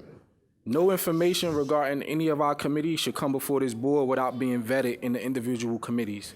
This is something that we discuss on a regular basis, and this provides us the opportunity to make sure that those experts who are specifically aligned to those committees have an opportunity to vet any information, ask additional questions, and to make sure that we as a board come to the table as prepared as possible. So if this hadn't gone to that committee, we shouldn't even be seeing this at this point in time. Second piece is when we talk about the surveys that are collected, 239, 82, 61, 8 amongst the principals. When you start talking about the youth and the families, what's the actual demographics of those individuals? Do we know the race? Do we know what section of the city these people live in? Do we know their age? Do we know what grades? You know, we had this, the information that's brought to us, and by all means, I do appreciate the district's effort to conduct the survey, but it doesn't help us when we don't have that additional information that we need to paint the entire picture of what's being presented to us. We continue to find ourselves in these positions where we're looking at data, and instead of us being able to internalize this data and then come back with recommendations, we find ourselves kind of arguing or getting into these combative discussions because we don't have the entire picture or all the information that we need. Dr. McCreary. Dr. Perkins, how are you, sir? Good evening. I have two follow-up questions, and they result from slide number 6, where it says the outcomes, right? So there were approximately 3,900 students that were enrolled in the summer program K through 8, and then on a consistent basis, there are about 2,700 students that remained moving forward, right? Correct. Right. Since the summer, has it been identified, or do any of you guys have a hypothesis why roughly 1,200 students failed to continue after the first week or so? So that was question number 1. Number 2, even if you look at the number of 2,600, only roughly 65%, or another 1,000, or said a different way, 1,000 didn't show up on a consistent basis. Has that been identified for either greater retention of the 1,200 and or the 1,700 or so that were showing up inconsistently? And then I believe at one point, either you or one of your colleagues spoke about the summer program being reduced by 1 hour this coming summer. Yes? It reduced by 1 week, but expanding the overall offerings in terms of the number of hours. My apologies. So reduced by 1 week, but the actual program days will be extended? Correct. Correct. And there'll be greater offerings. In terms of your first questions, there are things that we could follow up in terms of finding additional information. This is an ongoing challenge with summer school, not only in our district, but in other urban districts in terms of how to make sure attendance is as high as possible. And so we think we've learned some lessons in terms of how to do it better by being more stricter with the attendance policy. But I think your point is well taken in terms of, doing more investigation on what happened with those 1,200 students and why they didn't attend. The initial conclusions, as you can imagine, things like people decided not to be there for the summer, and so therefore they didn't have the opportunity to attend because they weren't there. Let me ask an additional follow-up question. In terms of the data that we have related to the number of students enrolled in summer programs K through 8, right? The numbers of 2,700 that remained, or the 65% attendance, were these numbers consistent from year to year? Have they gone up? Have they gone down? Where are we comparatively? Comparatively, this is an improvement. And it's comparable to what cities across the country are doing in terms of this is in fact a challenging time to get attendance to be high because it's the summer, and this did mark an improvement. And so we have much work to do, clearly, but the fact is that by focusing more particularly on a group of students and holding tight a particular attendance policy, we actually were able to retain more students and provide them a more consistent summer program than we have in previous years. Again, I apologize. So the analysis and comparison that you provided is from other districts, okay? And our own, yes. My own, okay. Well, then I'm a little confused then. Only because the first year that I was on this board, that summer, I believe it was Mr. Leone and or some other assistant superintendent or principal was heading the summer program. And I recall vividly that there were some major gains in that summer, and that they were trying, or the district was talking about how to capitalize on that positive year.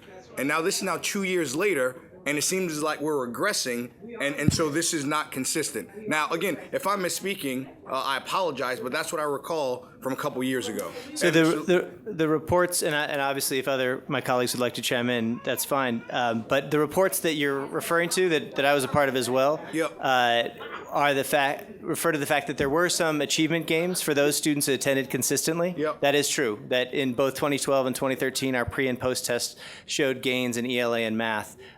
What is different is that our attendance was more consistent for a larger number of students based on the approach that we took this year.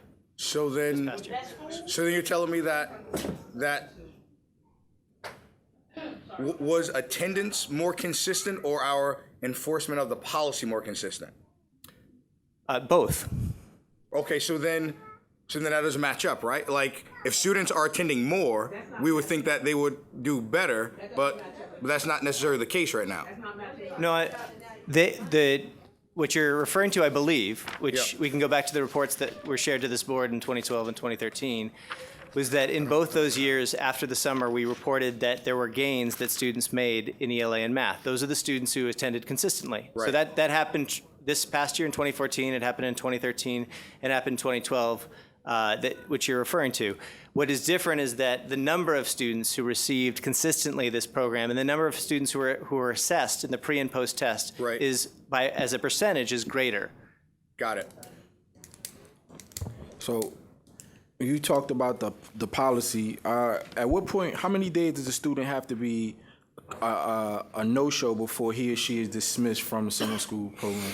Given the short nature of summer school, it was 3 days, three consecutive days. Okay, so the attendance policy that we have here in the district is that if a student is absent for 10 days, that we send proper notification, right? So did we do that for these students when they reach 3 days? There was definitely notification, and the other thing to note is that there was a great deal of outreach in May and June leading up to the enrollment to try to make sure that families were clear on what the commitment was, because we wanted to make sure that the program was as consistent as possible. Cool. And lastly for me, the students who were dismissed from the summer program, which percentage of these students were enrolled in these summer school courses because they needed it for their academic advancement? I think you're referring more to the high school piece. No, but none of these students are required to attend. Oh, K through 8. Okay. Yeah, so we do. So this was all voluntary students? Correct. If you did not have a failure letter, you could not attend. That's a lie, and I'm not gonna let them do that. If you Ms. Jackson, letter from your school, I'm telling you, if you didn't Ms. Jackson, letter, you couldn't go. I got you. Thank you so much. That's a lie. Mr. Chair.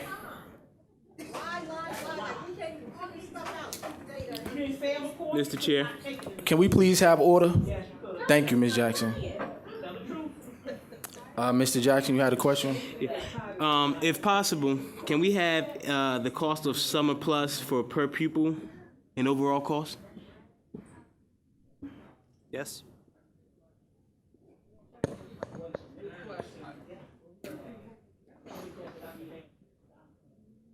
Dr. McCurry, you had another question? Actually, no, it's not a question, but it is a follow-up to what I'm hearing in the audience and your line of questioning, right? When we talk about the district policy and trying to be better. And I understand that, Dr. Perkins, you're going to present about high school next week and into the future, right? But going back to, for example, Ms. Jackson's comments and any other, if we're talking about marketing and serving the needs of students, right?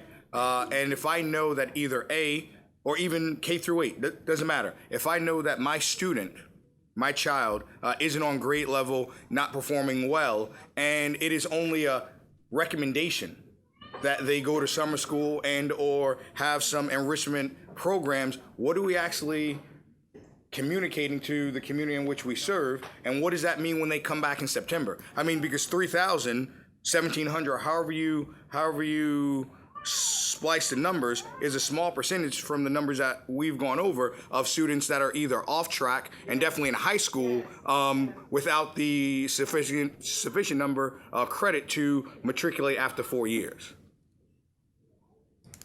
I don't know if that was a question or a statement. So I guess as to your point, Dr. McCree, we have an extensive amount of data. We understand the progress of the students. We're able to look at that and pinpoint it. Is the district, when offering these additional programs over the course of the summer, are we specifically targeting those particular families to provide this as an option for their children to get additional instruction time? Yes, the students that you're referring to that are behind or need additional support are in fact the ones that principals and school leadership and teachers are with families are encouraged in April, May, June to highlight as candidates for this program. And it's from that process the outreach occurred in the late spring to actually make sure we were targeting the right group of students and to do that to the best degree possible. Clearly, not every student who is in need of support is able to attend summer school, but we are certainly making the focus of this effort on those students who need the additional support. Back to one of the main goals, which is to prevent summer learning loss, which we know is so important to do. Right. But a follow-up to that is if the parent, school leader, and or teacher identified X number of students, right? The question is, what percentage of those students are represented here, right? So if we have a raw number or percentage, right? Let's throw out of the 35,000 students, 8,000 were eligible. Well, if we know that 8,000 are eligible, but we only have 4,000 seats, that's a problem. And then of the 4,000, we're actually only serving 1,700. That's a problem. And yet they're still coming back to our schools the following year with what?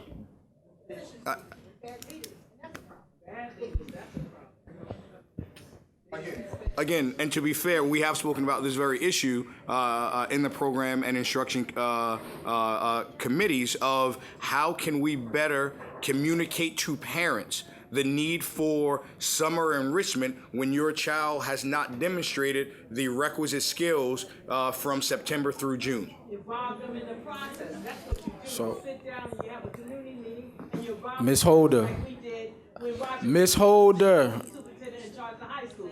We all Ms. Holder, I'm going to ask that you please allow us to continue with our meeting. That's what you do. You involve them and you start Ms. Holder, them in January. this is the last warning, Ms. Holder. Thank you. I Information, Mr. Hassan. That's why I shared that. Thank you. Because you obviously didn't know that. Thank you. Well, to be fair, we have knowledge here and we have community engagement officers and we will do better. And the last question I have, it could be referred back. I'll get to you. It could be referred back to the committee. But what's the specific criteria that's used for those students? I think that's important to also note. Since there's criteria that's used, right, to come up with this base of students. What is that criteria, and could that be shared to the committee? Absolutely. I mean, the short answer is that it's a combination of measures related to academic growth related to ELA and math, but then there's other factors that are more qualitative that an individual school leadership team could make decisions on. But we can share that more fully with the committee.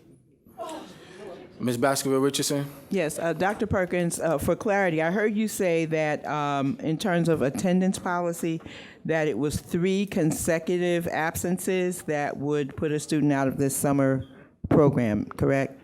Correct. Okay. Yep. So what I didn't hear you say or I missed, was there a cumulative number? There was absences? a cumulative, and let me confirm that. I believe it was 5, but let me confirm that.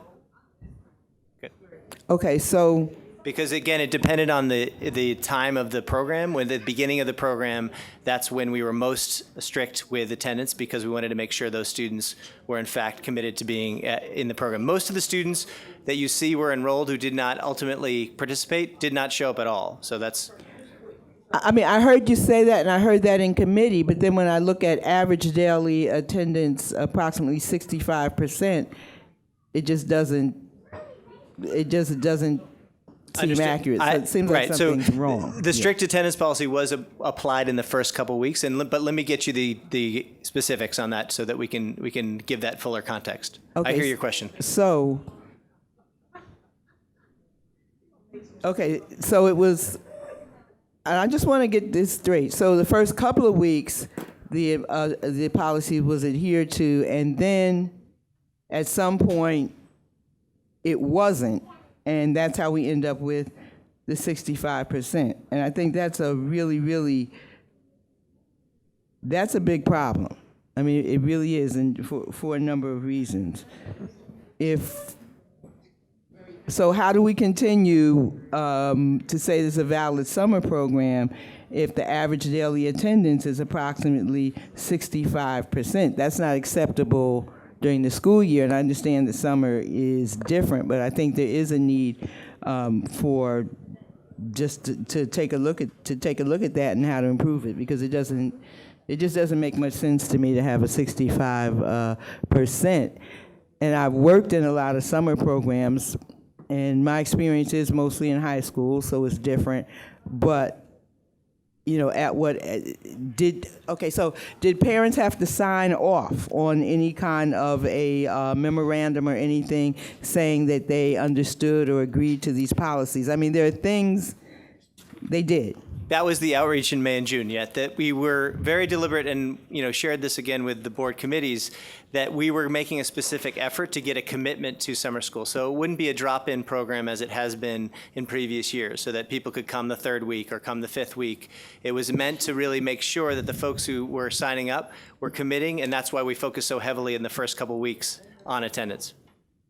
So will there be an effort to analyze, and I'll say this, what went wrong? Because I'm looking at these numbers. Something went wrong.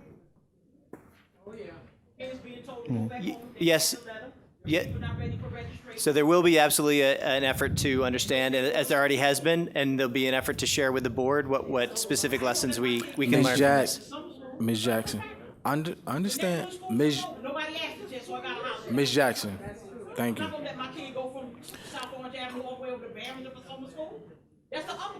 Ms. Jackson, you want to sign up for public participation? Did you have an additional question, Ms. Richardson? Ms. Basco Richardson, was that it for your question? I'm sorry, yes, that's it. Ms. Perello? I have a question, and it's regarding the community outreach. Are we expecting, actually, how many students are we expecting to enroll for 2015 summer school? That's number one. My question number two, how are we budgeting these students? We're budgeting them based on what we have here or what is expected. And the reason why I'm asking these questions, because then we fall down to what is the marketing and the community outreach. Because right here I see that if we are budgeting the students based on last year, then I see as far as providing marketing and outreach, we're not doing a great job because we are not giving them the opportunity to succeed because of funding-wise. So I say this because the thing is that we want our students to achieve, but then again, we're not giving them the tools to achieve because we're not doing a great job as far as marketing, because that's how I see it, depending on the answers that you give me, which is we're budgeting the students on the 2015 what we expect or last year.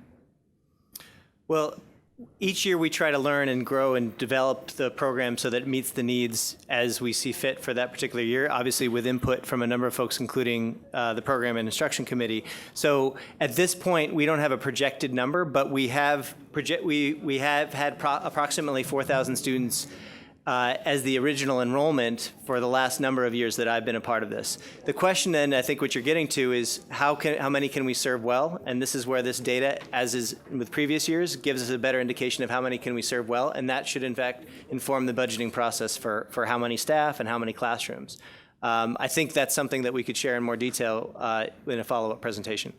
There should be, as far as a better form of outreach, because as a parent from, who a child attends Newark Public Schools, it's really sad that one, being a board member and a parent, did not get a survey. Two, I really do not see the outreach that we really want to give students that opportunity to enroll for summer school. And many parents want that opportunity, but they don't know how to get there. Definitely noted. Just point of clarification, the survey, of course, was for families who had students in the K-8 program, but still, understood. So, last could we please have order, please, so we can finish conducting the business of the board? Last question. First and foremost, can we make sure that this is referred back to the Program and Instruction Committee for further review? And one thing I would like to note is that in providing this additional information, if you can provide for us what the academic return on investment is for the summer programs. Similar to the per pupil cost question, I think, yeah. Yes. Yep. If there are no further questions from board members, we now go into our public participation. I'm just going to highlight the guidelines for public participation. Time limits for all speakers will be adhered to. There will be no sharing or granting of speaking time to others. Speakers must be present when their name is called. All speakers will be required to give their names and addresses. The public participation portion of the business meeting will be limited to 10 speakers on a first-come, first-served basis. Examples of unacceptable behavior that will not be permitted include, but are not limited to, naming district employees, engaging in personal attacks, racial slurs, excessive loudness, calling out, yelling, generally disruptive behavior, attempting to disrupt meetings or inciting others to do so. Public participation at board meetings is intended to allow individual members of the public the opportunity to address the board and administration on issues of public concern and not as a forum for a two-way dialogue with board members. The superintendent or designee or the board chair may respond to questions either at the end of the public participation session or responses may be provided at a later time. The state district superintendent or advisory board chairperson may interrupt any speaker or terminate any speaker's speaking privilege if the speaker's comments are disruptive or obscene. An individual may be cautioned that a personally directed statement may be slanderous or defaming, and that the individual may be liable for his or her statements. Attacks to hijack or filibuster proceedings, repeating, interrupting, or badgering the board chair or district officials, repetitive and truculent speech, or other disregard for the rules of decorum will not be tolerated and may be subject the individual or group to removal from the meeting. If necessary, the advisory board meeting will be adjourned. First speaker for this evening is Ms. Denise Cole. First, I need to ask you, Mr. Hassan, to give me permission before you start timing, because I made a call to the board for last month's meeting. And there was an agenda for last month's meeting, and you all agreed that last month's meeting, when it was supposed to take place, that the public would get the agenda on that Friday, that you all were going to give 30 minutes before so that the public can question the agenda items, and then you'll allot 60 minutes instead of the 90 minutes to the public hearing part. Correct. But you didn't discuss that here. And when I called, when you didn't have the meeting, I called to see if you guys were going to reschedule the meeting, and they told me to hold on. Then the secretary came back. That's the number on the site, 733-7333. The secretary or whoever answers that phone told me to hold on. She came back and said, give me your name and number. I'll call you back. She called me back, and she said, I talked to someone, And they said, Ms. Cole, at the next business meeting and regular meeting, they were gonna incorporate both things that were supposed to take place last month. And you were gonna incorporate it at the regular meeting, because I asked her, did we have to sign up again? Or were you gonna carry that list over? Because it wasn't the public's fault that you canceled the meeting, and you were supposed to reschedule it that month, even if it was the next day, because school was open, so the meeting should have took place the next day. So my question to you is, I didn't hear you all discuss everything new. Like, I forgot what was taking place last year. And last month meeting about park, like the equipment being purchased, like you were supposed to make a motion. I mean, she was supposed to come to you at a meeting that you had to make a motion because we was in a $54 million deficit, and she had to get permission to go out and buy the park equipment so that the schools would have the park equipment. We did that. We been did that. We been made that vote for the equipment for the park assessment. That was done months ago. But to your point, yes. Oh no, it might have been. It might have been. I'm not saying it wasn't, but I'm saying last month's meeting was supposed to carry over here. You didn't have last month's meeting, and you didn't discuss anything that was supposed to take place in that meeting. So at our business meetings, the process that you're talking about, we don't have that general discussion like that about those voting items until we get to the general meeting. That's why when we went through adopting the agenda for next meeting, item 11 is the ratification for any of those voting items.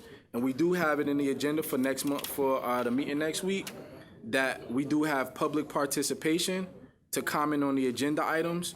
And that public participation comes before we get into the ratification of those particular. And then we're gonna have the regular. Yes, so you do have you the didn't mention that, opportunity so to speak. you didn't I'm mention glad it. you brought it up because some other people may have had the question. And So are I you answered gonna the question. post the agenda items the Friday before the meeting? Yes, ma'am. And then we can go online and download it like we were supposed to? Yes, ma'am. Okay, now I could go into. Can I, before you speak, Ms. Cole, Okay, can go I ahead. say one thing? The list from the public participation list from last month will carry over. Yes. Okay, so the chair didn't say that. And last month, we had the business meeting, which is why we didn't have to repeat the business meeting. No, yeah. So didn't have we the regular only meeting. missed the board meeting. Right. And what's the procedure for when you miss that board meeting? How is it supposed to reschedule or incorporate it into the next? Because I looked for that on the site, but I couldn't find it. So she told me to ask the chair when I come. Hey, I got you. So I don't want to take up too much because you done burned through about 6-7 minutes right now. I asked you before you timed me. Let me ask you, So get that out the way. Go ahead. So I just want to attempt to try to answer the question. It depends on the issue. Obviously, that was for inclement weather, and the health and safety was put forward first, and it was a joint consultation that the district had with the board chair to determine if it should continue. So it always depends on the items that are on the agenda. So what Ms. Wilson did in the interim time period, the critical items that had to be at least discussed, there are items that get discussed by the board members in electronic format to be then put over for the next meeting. So it's really not time, but rather case-specific, and it turns on what really is on the agenda.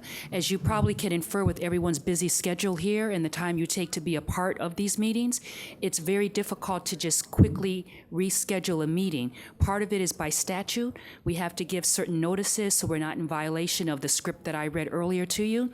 So what we try to do is if we can put over the critical work into the next meeting without jeopardizing what would be serious business that must be conducted, that's usually dealt with. And also out of respect for the community's ability to perhaps not get here in a way that would be very, very short noticed, that's also taken into effect. So it was weather, and that was very serious, that we thought it was important to not jeopardize the safety of everyone coming. But every critical item that had to be dealt with was dealt with in the interim time.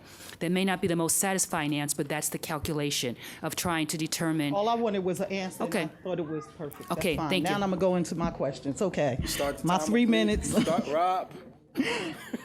My first question is, I guess it would be to the business administrator. Have we purchased the equipment for park, and are all of the schools park ready as far as equipment-wise to take the test, and where are we with that? I know January, December, you introduced the ITT tech, who I did see tonight. One time I saw her tonight. I think she's still here, or if she left. But you just got the ITT tech, so now she's been on 3 months now, or 2 months. The IT person that you introduced at the other meeting.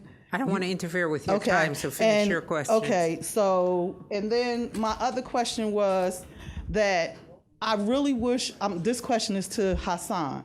I really wish that as the chairperson, you would get the committees, some of the committees, to be more transparent to the public, because when you speak and when you do a report, you have to give a little more information than we just talked about. Transparency, the reason why we voted you guys in was for transparency, and the reason why these business meetings take place is for you to give us information. And when I sit and hear a curriculum committee or talk, and then they just say, this is what we discussed, and this is what we discussed, and this is what we discussed. All you telling us what you discussed. What the community wants to know is the outcome of those discussions, the outcome of Park, the outcome of the equipment, the outcome of how our kids are preparing for a very controversial exam that a lot of us who are community people are telling them to refuse the Park.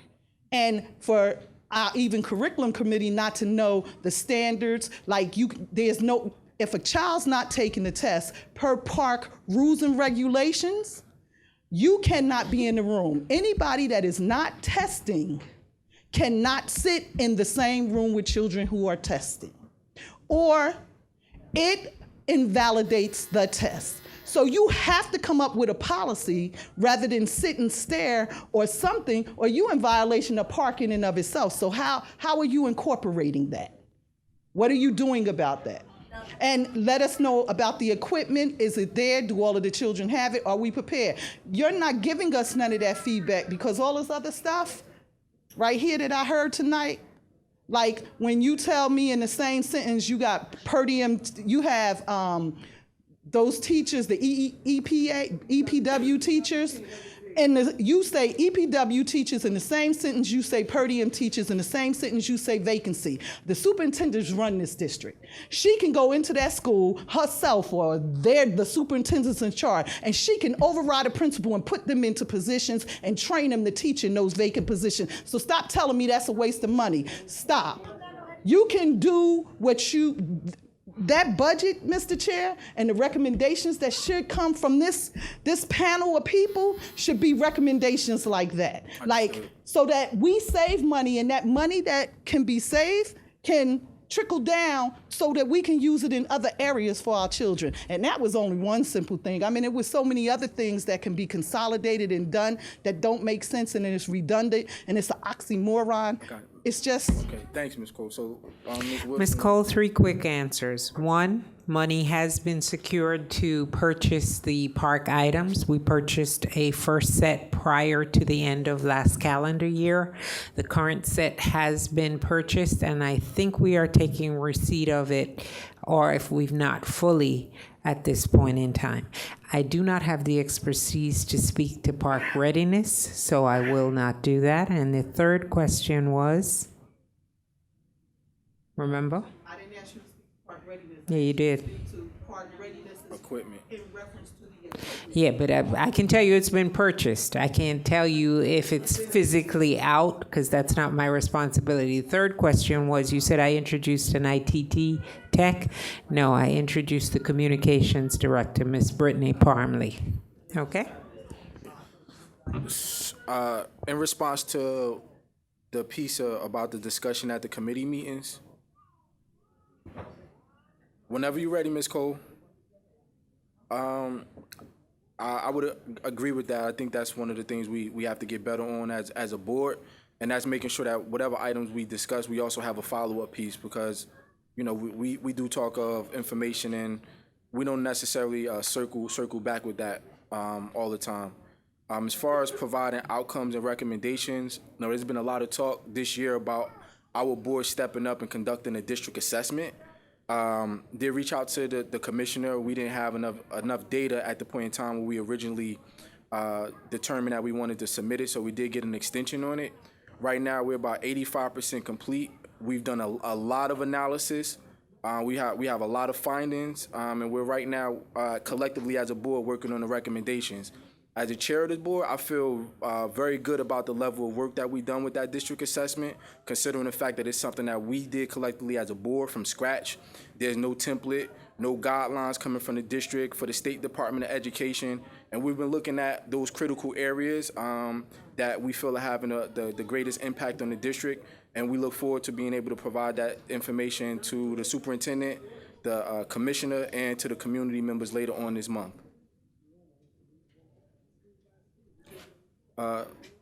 Next speaker we have is Mr. Lyndon Brown.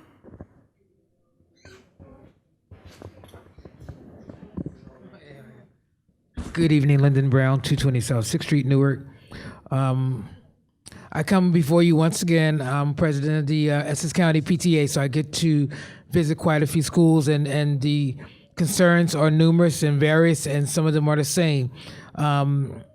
As I spoke in December, and November, and October, some of our students still don't have student identification cards, no school IDs. Some of them have been turned away from the SAT. October, November, December, January, even though it snowed, St. Benedict's still offered the SAT, and students from West Side and other schools were still turned away because they didn't have a valid student ID card. Now, the next test is March 14th, and I know when we were here in December, Mr. Haggerty assured us that that would take place, that IDs would be given to those students at these respective schools before the SAT testing took place. That did not happen. It still has not happened. I talked to some students on yesterday. They don't know when they're going to get IDs. The school year is almost ended. I mean, and it's not just West Side. It's quite a few students at Fast Track that don't have IDs, because I'm tutoring over there as well. And the students are not ready for HESPA. It's just a lot of dissatisfaction on behalf of the parents, because some of these parents don't get free and reduced lunch for their children, so they have to pay out of pocket with their credit card or with a check for a SAT, $50. And then when they pay, and then the student gets there and they're turned away because they don't have a valid ID, it gives the parents, a very, very discouraging look at NPS. And we're talking about promoting NPS. This is one of the things we need to be looking at, because it's not fair to these children. Our state report cards came out for new public schools. It was very disturbing to see some of the, the information that was printed on those report cards for the various schools. The attendance being printed 100% at our schools is inaccurate. I know we had at least 147 kids at 13th Avenue alone last school year who had 15 days or more absent, because it came up in our school leadership council meetings every month. So we need to make sure that the information that's being disseminated is accurate. Staffing, how many staff vacancies do we actually have in the district? I would like to know that, especially in our core subjects, because a lot of students are complaining they haven't had an algebra teacher or a chemistry teacher or biology teacher all year long. And it's really, really disturbing, because we want them to take the park and they're not park ready. Renewed schools are still a big problem in the district. The mobility of staff is unbelievable. Teachers are quitting, resigning, taking early retirements, FMLAs, and it's something going on here. And when we talk to a lot of them, it's just they're being taxed with paperwork and meetings and workshops and conferences, Saturday meetings, Friday evening meetings, Monday staff meetings. It's just overwhelming. So when we asked them to stay for a PTA meeting, they said, we've been here 4 nights this week. We're not coming back. And it's understandable. Everyone in that EW pool is not there because they're ineffective or inexperienced. I want to say that as well.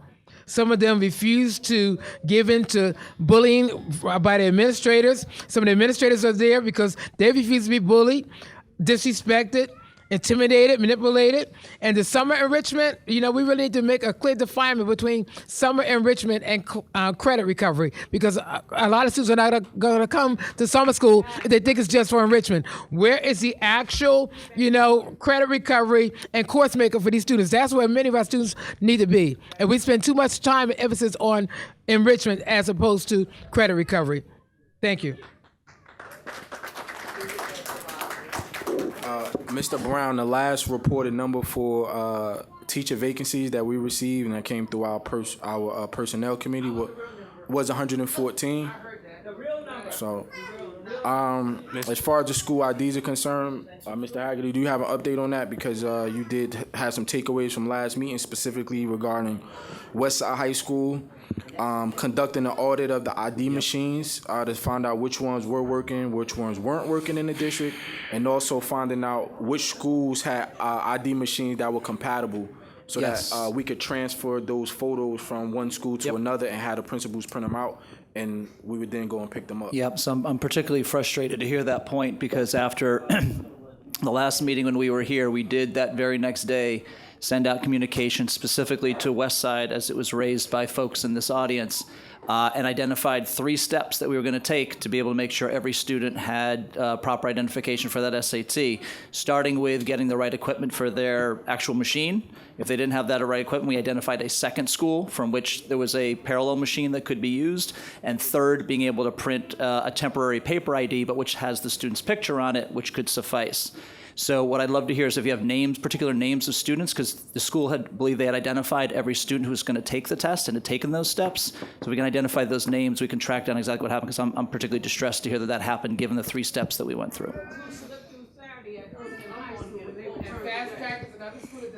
Mr. Chair. But particularly the names at Westside in particular, because I know all the steps we went through at that particular campus. Thank you. Thank you. Next speaker we have is Ms. Brenda Scott.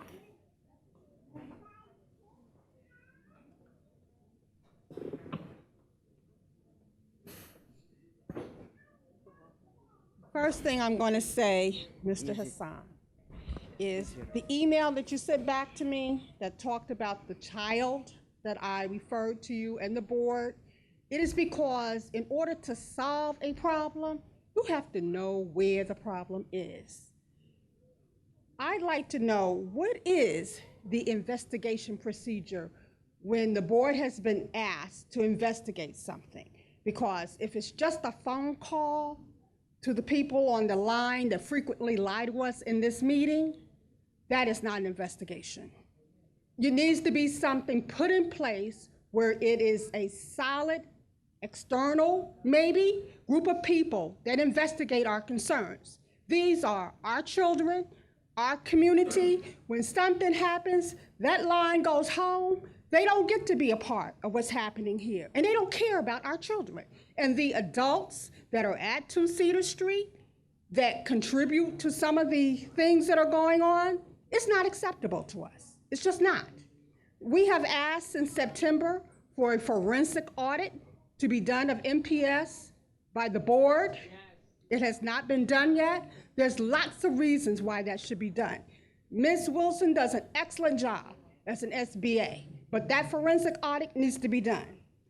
The other problem I have, or I want to ask you about, is who are the CBOs that are in that list that they had up there? That they don't identify them. They don't tell us who they are. We don't even know if they are effective. Are they from New York, like Turnaround for Children, that doesn't do a very good job in our other programs? We need to know who those CBOs are. And also, my problem totally with having committee meetings, who is responsible for the level of success, for the questions that should be raised for some of the things that come down? Dr. McCreary and others around this board ask very significant questions that never ever get addressed. So who is responsible for that? And lastly, I'm going to talk about the special needs all across the board. Parents are being told to take their children off of special services, taken off of aids be discharged by NPS personnel. That is not in compliance with special needs.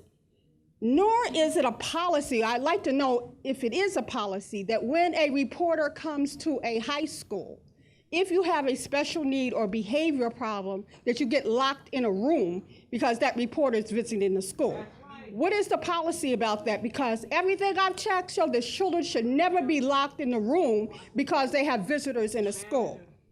The last thing is, the special needs meeting is every other month now. We went to the last one as it was defined by park. Some of the children still don't have that equipment. The Secondary Parent Council had a Newark Takes the Park, and we were advised at that point that Pearson also has a problem. And when so many people are logged in to their website, We don't have technical people in every school. How is that going to affect the day of testing? See, these are things that need to be vetted and looked at by these committee people that have a conversation with the district.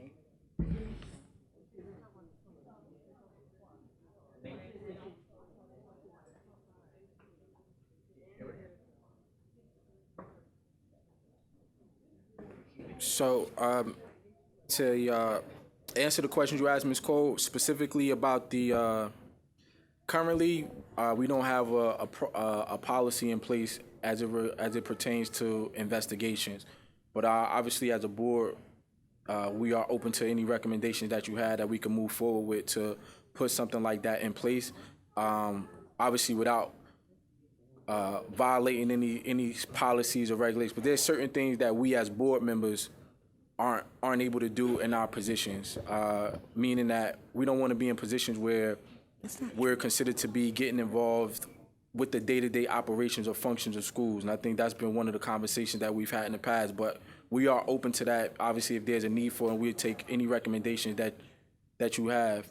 The policy Mr. Lewis is referring to is for us to obviously refer it up the chain of command, but what Ms. Scott is asking for is something that's more in depth, something that's more engaging and goes beyond us just submitting information requests to the district and waiting for them to give us information back.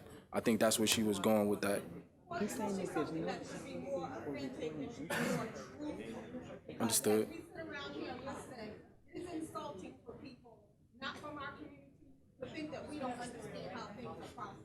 Understood. In regards to the response to the email that I sent back to you, that information obviously was what was communicated to me, obviously, when I went to the district to inquire about the incident. And the comment that I made, regarding the student's name, it's not to downplay the situation or to say that we shouldn't have that information out there, but I also want to be mindful in the role and the position that I'm in and for the rest of the board as well, because that student, even though they were involved in that, that's still our student. And nowadays, when we put information out there, you can go and find it on Facebook. You can go find it anywhere. And to my understanding, that young man is an athlete. If that gets out to any college or university that there was issues with this young man's academic integrity, I don't know any school that will probably provide that student an opportunity to go and do other things. So that's where I was coming from with that. So, I don't want anybody to take that the wrong way, but I just felt that with that name being passed around, that we could have still handled it with a little more caution. It's no disrespect. No, it was sent from other people too. Like, you weren't the only person who sent the email about the matter, so it wasn't for you, Ms. Scott. In regards to the forensic audit, yes, we did have conversations about that, and that was something that I personally discussed with my school business administrator over the summer months. When we closed out the books and started going into our audit process. And one of the things that was communicated was the actual cost of a forensic audit. And I can allow our SBA to kind of speak on that. A forensic audit was conducted a few years ago for the district. And I guess at this point, is that something that we had the financial flexibility to do for this year? Well, let me answer the first part. Yes, a forensic audit was conducted when the superintendent came on board and brought on a new financial team. That audit was conducted, and I'm happy to say that the audit came out quite well and there was nothing to be found. I welcome a forensic audit at any time for the books. In terms of that, usually a forensic audit is done when there is a change in leadership.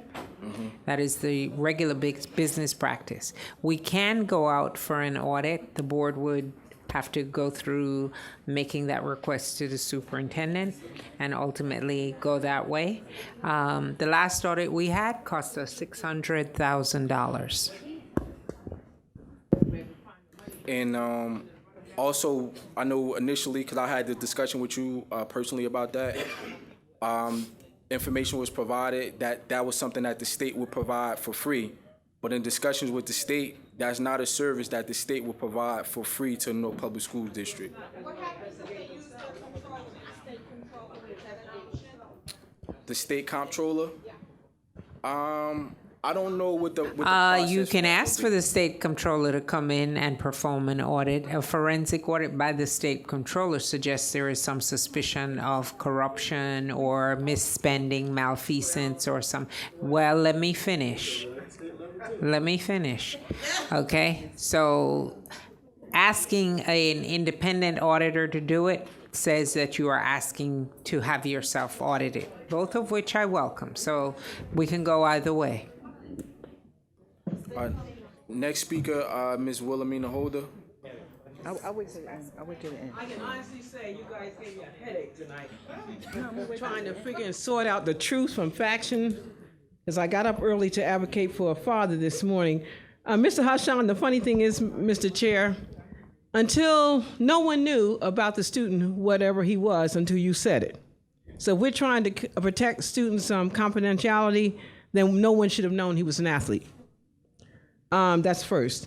Second of all, we always talk about the student, but there are a lot of adults that let children down in this district.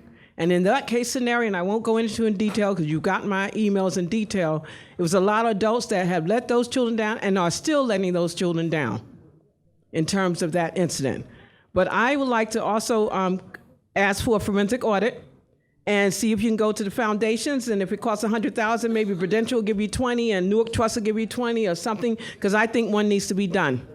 We're not casting an aspersion on Ms. Wilson, but one needs to be done in this district, as well as a credit audit to determine the matriculation status of the students. We have 41 children in Barrington right now who have been authenticated to graduate, but there are 138 children in the senior class. There's a problem, and no one's addressing that. And that came from the school administration. So I don't want to hear that's not happening. It is happening. We did not have a credit audit. We had conversations with children. We have advisors who are not accredited to do a credit audit. We want one done by there. Very few people that can do a real student credit audit in this district. Very few people, and that hasn't been done. The vacancy issue is also something that needs to be addressed. What is Ms. Rodriguez's salary and what is she doing? Because there should be some movement from her office to ensure that we are well-staffed. And that conversation should be with the public. You mentioned earlier that the superintendent has said something about 7 goals she wished to achieve. Why didn't you share those goals with the community? If she shared them with you as a board chair, we should know what the 7 goals are moving forward. It should be written, and it should be at every meeting so that we know and we can also engage in that conversation. This is why we don't always move forward, because you leave out the very people who are impacted by this nonsense. Park readiness, we know for a fact we're in big trouble. We are in big trouble. You don't have the tools that you need. No, you don't. The capacity, the reports we got Friday with that district-wide failure, where we have E.L. flag with new Google Chromes and they couldn't even get on. That's just one school. We can go down the list. And then we have other schools that had, yes. Can we please have order so that we can hear the speaker? And we have other schools that have various issues and challenges in trying to do that trial run. So I don't know where we're going in 2 weeks, but I think the district I think the board just needs to go ahead and say, like some district, we're not doing this nonsense because it doesn't count anyway and we're not prepared. Do it as a district and support the parents' option to refuse the test, which I have signed out. All of my grandchildren will not be taking the test.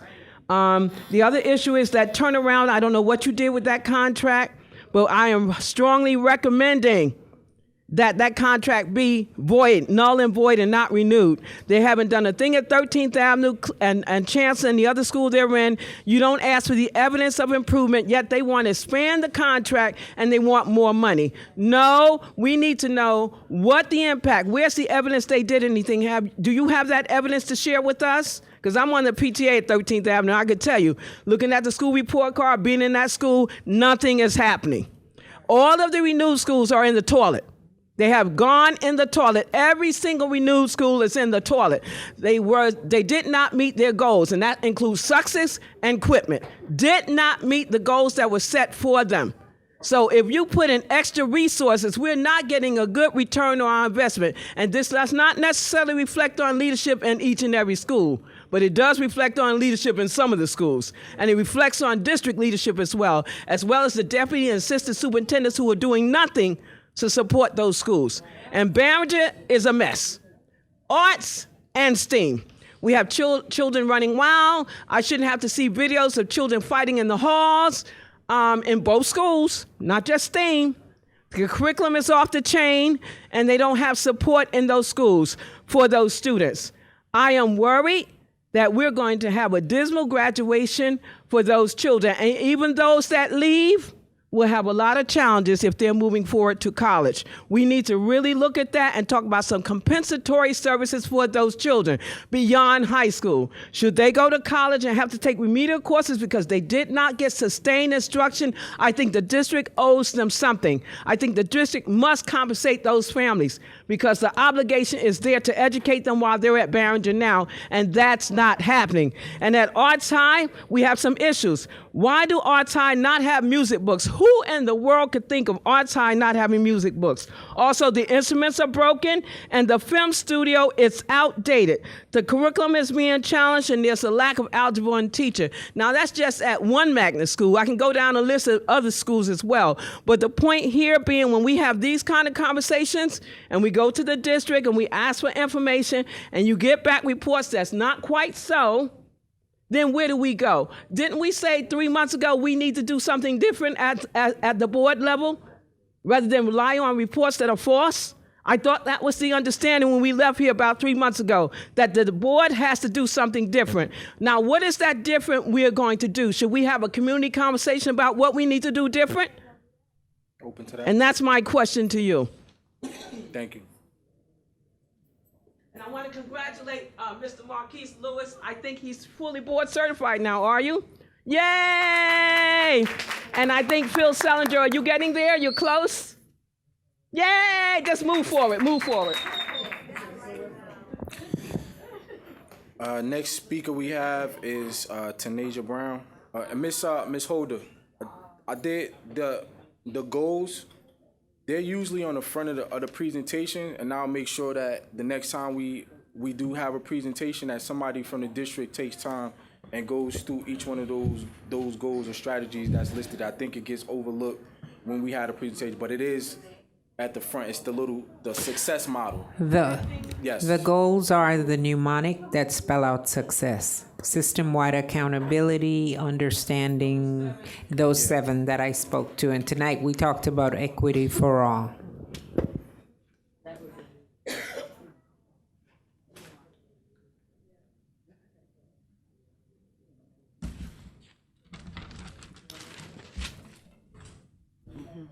Tanasia Brown, 30 Clinton Street, or you can find me at 260 Norfolk Street. Okay, so I'm just gonna talk about the park since it's in 2 weeks. So, we reject the notions of standardized testing and the racist implications. Yes, I said racist. Standardized tests were created in order to prove that white people knew more than black people to show that distinction. It's just the same now. Here in Newark, we're used as test subjects. Yeah, sounds fair to me. You don't fund the black and brown kids, then you compare them to districts that are better funded. Specifically about Park, we didn't even have enough resources literally until about a week ago, spending millions on stupid computer mice and headphones. Why didn't we have computers before? And why is it only being used for Park? Millions spent to get our data and allow Pearson to use it as they please. I'm not allowing these babies, 3rd graders, to be treated like test subjects and then think that they're failures because of a test they weren't even prepared for. And our teachers should not be evaluated by those ridiculous exams. Don't teach the test. Let us learn and have instructional time. You take the park. You take the park, and you take the park, and you take the park, and you take the park. Let's talk about the resolutions. So I just listed some quotes of the resolution. You talked about a level playing field. Public education in Newark is plummeting. You know it, because it's defunded. So how is it a level playing field if public schools are defunded while charter schools are more funded? Is that level? I don't think so. Albert Einstein once said, everyone quotes this, but I'm gonna say it again. We're all geniuses, but if you measure a fish by its ability to climb a tree, it will go on its whole life thinking it's stupid. We want our kids to think they're stupid then. So, they talk about how Park is a positive step to college and career readiness. There's too much running around with this park business, too much confusion.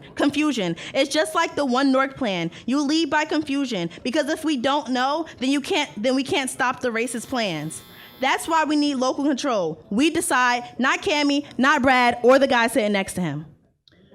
You're not even from here. Let me tell you what democracy looks like in Newark. Not misallocation of money to your consultants, Cammie Anderson, I wish you were here. Your consultants getting all these millions of dollars, but these kids in Newark don't even have enough money for books in their schools.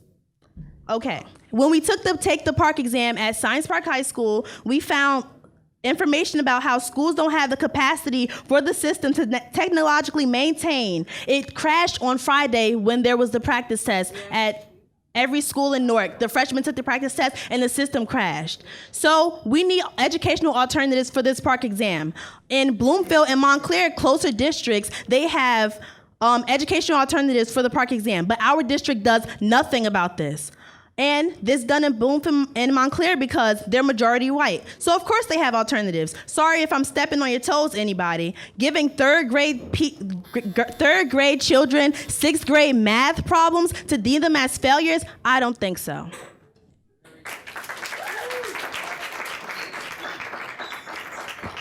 The next speaker is Hector Maldonado.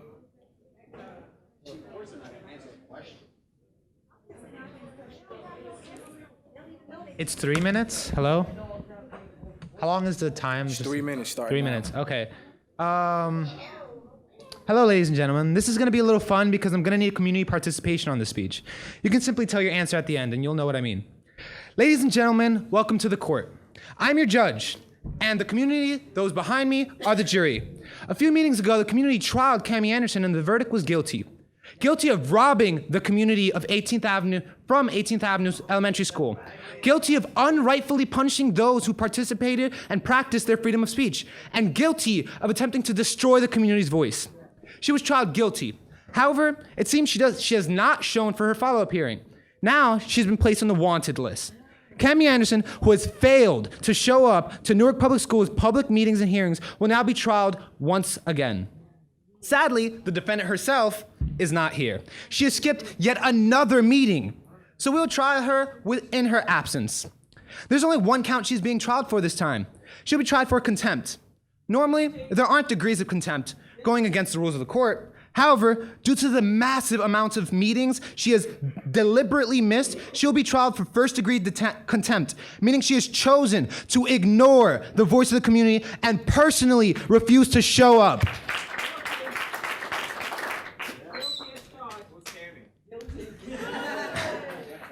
Now, my lovely and intelligent jury, how do you find Cammie Anderson on the count of first degree of contempt? Guilty! The punishment for Cammie Anderson is removal from her office. And we are demanding she come to her follow-up hearing, which is the next public board meeting. We want to see her face. She's been ignoring the voices of the people for far too long. And thank you very much. It is, 24th? I have the 24th. The 24th is the next board meeting. Y'all should all come and it'll be cool. Thank you. Next speaker is Kristen Tokarnik.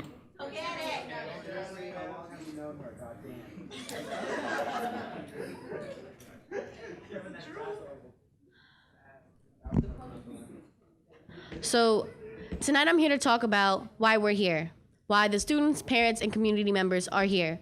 So there's a strong message in our community that Cammie Anderson has to go.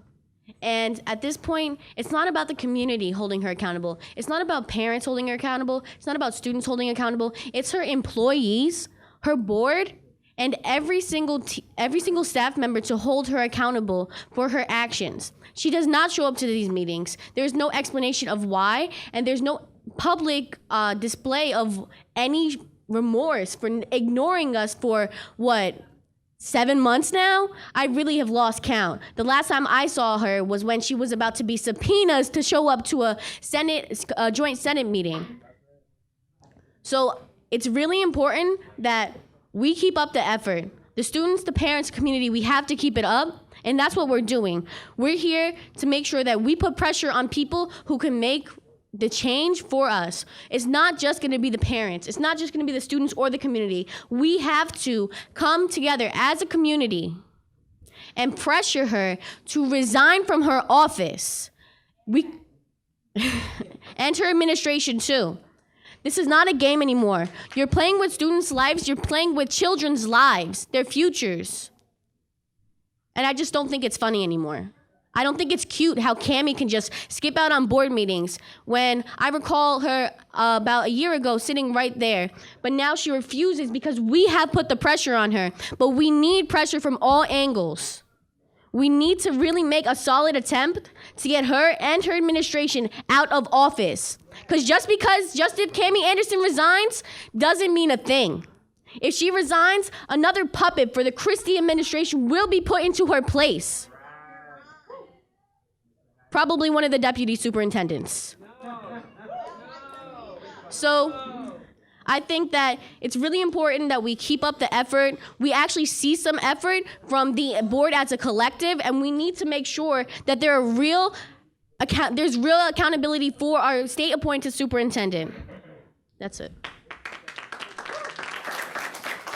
Thank you. Next speaker is Dawn Hayes.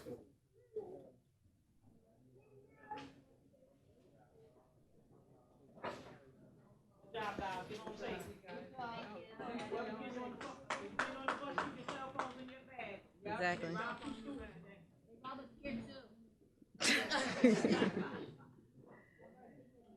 My 2 minutes started?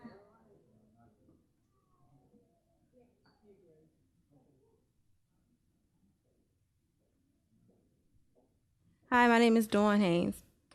I'm a parent of 3, and 2 of them are Newark Public Schools. And we could talk about equality for all and how all the other schools around had snow delays today, for example, and parents had to truck their kids through this weather. Teachers had to truck their way through this weather. If they didn't live in this community, that made it even worse because some of their schools in their districts were completely closed for today. And charter schools were closed, well, had a very sufficient delay. I don't know where equality that is for our students, but okay.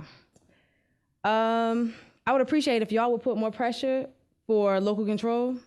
You know, I don't expect you guys to martyr like our young people are or even be so as boisterous as myself, but I do expect y'all to stand for what we voted for you to stand for. And we're not getting any type of respect. She don't respect y'all, in case y'all didn't catch that part about any of this. And in the event that we do fight for local control, we won't have to worry about answering to people who can't answer y'all questions. Like, that's just real obvious. They cannot answer questions even with a slideshow in front of them that's contradicting what comes out of their mouth. They obviously don't need their jobs. We don't need them. My first grader came home telling me about her lunch, and it was still frozen in the middle. That's a problem. That's a very, very big problem because A, they eat very early in the day, so if their food isn't cooked and it's cold, why would we believe that that's like nutritional value for children at all? You know, how could you learn on an empty stomach? Because she's not going to eat it. It's cold. I don't serve her cold food, so why should she have to have that at school? Her after-school program has been cut by a half hour. I don't understand why. The Excel program, my daughter was not on honor roll the first semester. Second semester, she is on honor roll. Kudos, Kalima. Woo! She was getting extra services at the Excel program. Now it is cut by a half hour, which means that it ends at 5 o'clock. She's not getting the extra services that she needs. And if that's what the budget was saying that you guys should do, that wasn't a good idea. I could have told y'all that. And in fact, if y'all do a sufficient budget, right, you're supposed to do the math and it's supposed to tell you that that might not be a good idea for the whole year instead of breaking it up in the middle of the school year and cutting it as of March. So that's like dumb. If it's a program that's helping our children, which I am so believing that that's not y'all objective at this point in my life, but if it is something to help our children, why cut it in the middle of the year if y'all did budgeting and calculating and all of the great things that these brilliant people get paid to do? And what else? Oh yeah, my kids are opting out because my third grader says that her teacher job shouldn't be relying on a test that she's not really caring to do. I took the park at one of the schools and it was extremely difficult on a third grade level and it's not adding up. So what do y'all have plans for my child to do while she's sitting there bored for the next, that's like 3 days, and she's not missing school because that would just be negligence on my end. I don't want her just sitting in front of a computer not doing anything. And I don't think that she should be ostracized because of it either.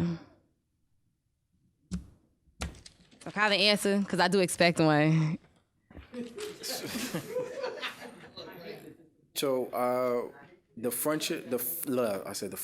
frozen lunch. What school is that, Ms. Hayes? That's Harriet Tubman, which I'm the proud PTA president of. Can I write it down? No problem. Or you can call me tomorrow, 846-733-8467.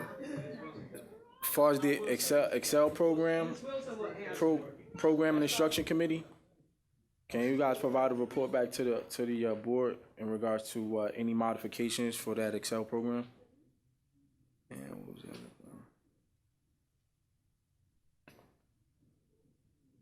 That was it. Next and final speaker, Ms. Donna Jackson.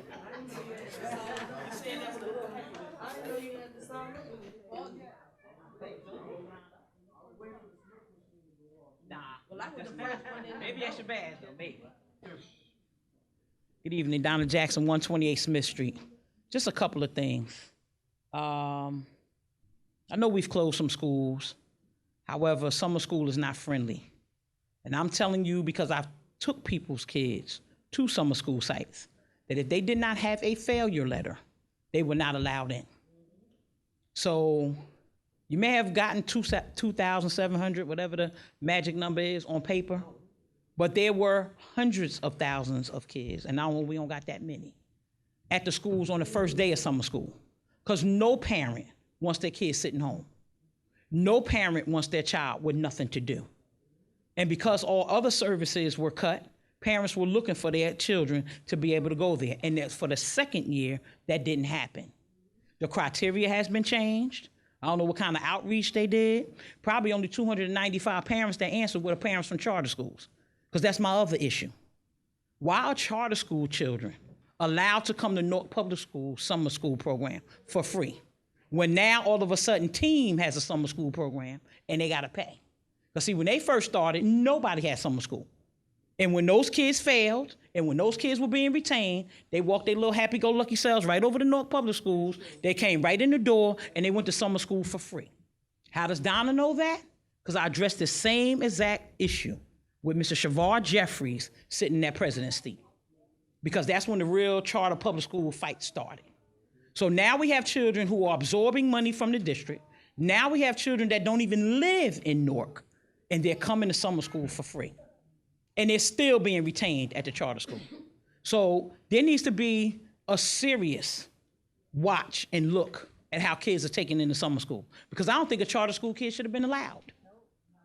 Not in place of a Newark public school child who needed to be there, okay? I understand the days for failing students. I don't understand the attendance for non-failing. If I'm sending my kid for enrichment, then he get there when he get there. Okay? And I understand you want butts in the seat, but that's not the outcome of what we're looking for. So summer school needs to really, really be revamped. Maybe we need to get somebody that really wants to do summer school. Maybe we need to go back to wanting to do enrichment so that our children aren't so deficient when they come back. Now you're talking about taking off another week. No, maybe I think we should lay off the consultants for the month of August and keep it 2 more weeks, because 5 weeks is not enough. You can't tell a child that they failed the whole year and then tell them to go to summer school for now going to be 4 weeks, and all of a sudden they got an A and they pass for something that they were taking for 10 months? The math doesn't add up. And even when you take a summer matriculated course, whatever that thing is, the half thing there, when it's real, like from November to January, you get that little college course in there, you get double the work. Yeah. So we're not getting double the work here. We are going to have a major problem across the district, because in all of the schools, I'm not going to just pick out 2. Every school in Newark right now is deficient with certified teachers. I'm not picking out 1 or 2. I want them all to be covered, okay? The 144 vacancies, that's a lie. A vacancy is not filled just because there's a sub there. That doesn't make the children have the ability to get a grade. So not only is every magnet school in jeopardy now, as children at Barringer and other schools who are enrolled in the NJIT extra classes are getting letters from them because they're not in the certified class. The first Saturday meeting that I attended at Barringer High School, the father of two students who attend the NJIT Scholar Program received a letter from NJIT saying that their children would be dropped from the program because the biology teacher at Barringer was not a certified teacher. That's exactly what the letter said. So if those two students at Barringer got it, I'm sure students at university, because all their staff not certified, math or science. The problem really is that we're talking about content area. So that's the problem. Now, last week, the district just started rolling out these park tests with these parents. Just started rolling out. That's a sin in Newark. That every other district, except these 5 state takeover districts, is giving and was giving information to parents. And that Newark Public School staff is still telling parents they can't opt out. Now that's a problem. To have staff again who told parents don't fill out the form are now telling parents they can't fill out the form. The state president, New Jersey board president, said any parent can opt out, and you guys are responsible for educational alternatives. Where's the alternative plan? I think we need to have it by Tuesday. It needs to be rolled out in the superintendent plan. Then the last thing, because you've heard about special education, it's even worse than the presentation that you was given. But here's the most egregious piece. You guys were not given the One North rollout again. Ms. Anderson rolled it out. I didn't hear anybody say stop, hold the press, don't do it. So what did she do? She added another week on the One North application. And what happened in schools across this city, as happened with the first application, is students were brought downstairs to the guidance office. Students were sat in their classroom. They were given One North applications, and without their parents' consent, they filled them out. We cannot keep continuing to do that. We went through the back and forth of making it mandatory that the parental signature be on there. And the reason we ensured that is so that the parent know the choice was being made. So here we go again. Ms. Anderson had 6 weeks, her and her staff, because everybody in North so scared they're going to get fired. They're going to get fired anyway, but everybody in North so scared they're going to get fired. When this woman gives down an indirect directive that is not on anybody's paper, these folks follow through tooth and nail. Do I understand it? Yes. Do I agree? No. But when we are told that we have a choice and we don't get that choice, you guys aren't monitoring what's going on at the enrollment center. Because there has never been a flow stop at the enrollment center. There's been a minimum of 150 people there still every day. Because guess what? If it wasn't, it'd have been closed. There's parents been trying to transfer out, transfer in. They're not allowing parents to transfer out of charter schools. I've had to call the commissioner's office myself for parents from Robert Treat Academy to Team Academy to North Star. Because they're not allowing the parents to transfer their children out when their children are getting stressed. And the last thing I want to say is this. You guys need to call and get a copy of the report of how many Newark Public School students, Newark students in general, from the age of 5 to the age of 20, that have been in the crisis units talking about killing themselves because of educational stress. When I have a parent from North Star call me that has a 3rd grade child and ask me to meet her at Deaf Israel, thank you. Deaf Israel in the crisis unit because her 3rd grade daughter talking about killing herself. When I have another parent from a charter school, and I don't do charter schools, I don't, but when it's kids, I'll go. When I have another parent call me and tell me that their child ran from the 8th Street parking lot and made it to 11th Avenue, a kindergarten child, 5 years old, was able to run from the playground almost to 11th Avenue, shoot up alley. Somebody could have pulled over and snatched that child. And we're not under the purview, but we ain't fighting them either. That's one of our kids. Okay, she was a Nork, I verified that first. We got an issue here that we need to deal with. And our board, you guys need to be fighting that every kid that go to charter school need to live in Newark. Because it is wrong that we're paying for kids from Plainfield, South Plainfield, Montclair, Cedar Grove. They're coming in here from everywhere. Irvington, East Orange. When Raz was at the enrollment center the second day, parents from out of district were going to him, I need my kid in a charter school. Inside our enrollment center. Like, seriously? So if we're gonna let the floodgates open, then okay, let me take 1,000 kids out of here. I'll go get some from Barringer, some from University, okay? And I'll take them out of here. But I can't afford to take nobody out of University and Science because at this present day, we only got 2 blue ribbon schools in the district. And that's University and Science. Nobody else, not even the charter schools. So if we're gonna play this fair game, and we talked about the renew schools for a second, the only school that made instrumental growth was Dayton Street School. And they increased over 30%. And where's Dayton Street now? Closed. You guys need to seriously look at the kids that's walking from Ludlow Street, daggone near in Elizabeth, to Louise A. Spencer. And there's not one crossing guard, not one cop from Ludlow Street to Spencer. You should see those kids at 3 o'clock navigating Hayes Circle, because it ain't funny. It's not funny. It's serious. Those kids should not be traveling all the way over there. And then lastly, let me say this. You guys need a health and safety report from every school in this district, and you better have it by Tuesday. Not playing with you. Do you know how many people are sick now that Maple Avenue School is closed? And it's closed because of asbestos. There are several staff members that have been in ICU 4 to 5 times since the building been closed. It ain't been closed the whole year. It has not been. Do we know how serious that is? That a person walks in there from the EPA and says, oh, the walls are hot. Do you know what that means in EPA language? That means if you touch it, it's coming off of there. No kid should have ever been in there. And before y'all got here, some of you, there were signs hanging on Maple Avenue School and other schools throughout the district, because I'm gonna lay this at Marion Bolden's feet with her sorry self. There was an order for a $285 million health and safety cleanup in this district. And I was one of the main people who pushed for it, because we found out there was pigeon feces in the roof at Lincoln, which then made us look at all the other schools. And when they came in and looked, $285 million was the price tag for cleanup.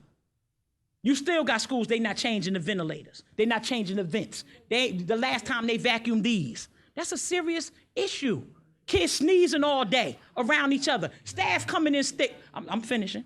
Staff coming in sick because they don't want to miss a day. Because we got a whole bunch of staff. You just had an asbestos leak at Louise A. Spencer.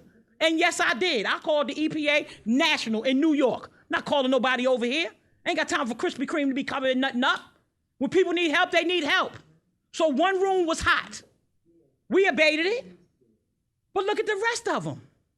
And I'm saying we don't have the right to not only not educate our kids, but at the same time kill them.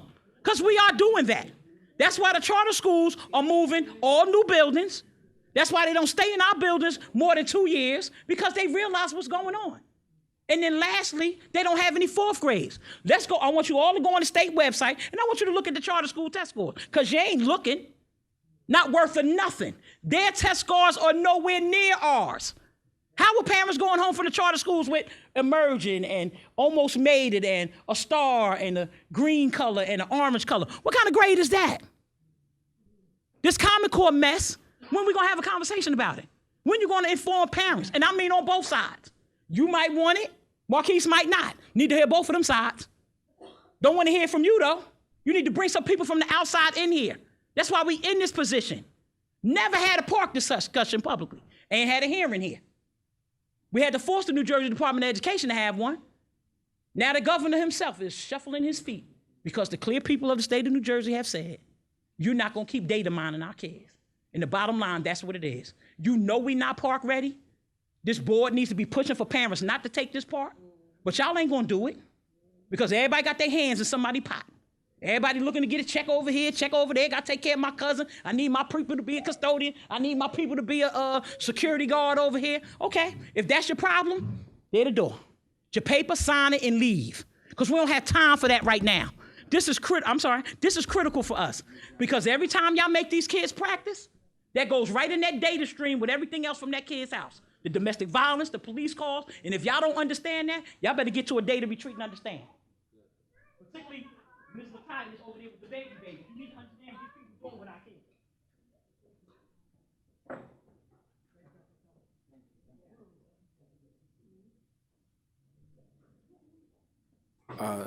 Ms. Jackson. Thank you. You're welcome. That ends our public participation for this evening. We now go into old and new business.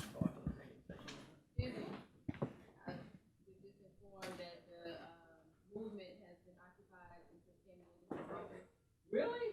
Yeah. The kids in here? Oh, wow. Thank you. Yes. You gonna call me in the morning? Ms. Baskerville Richardson. 8467.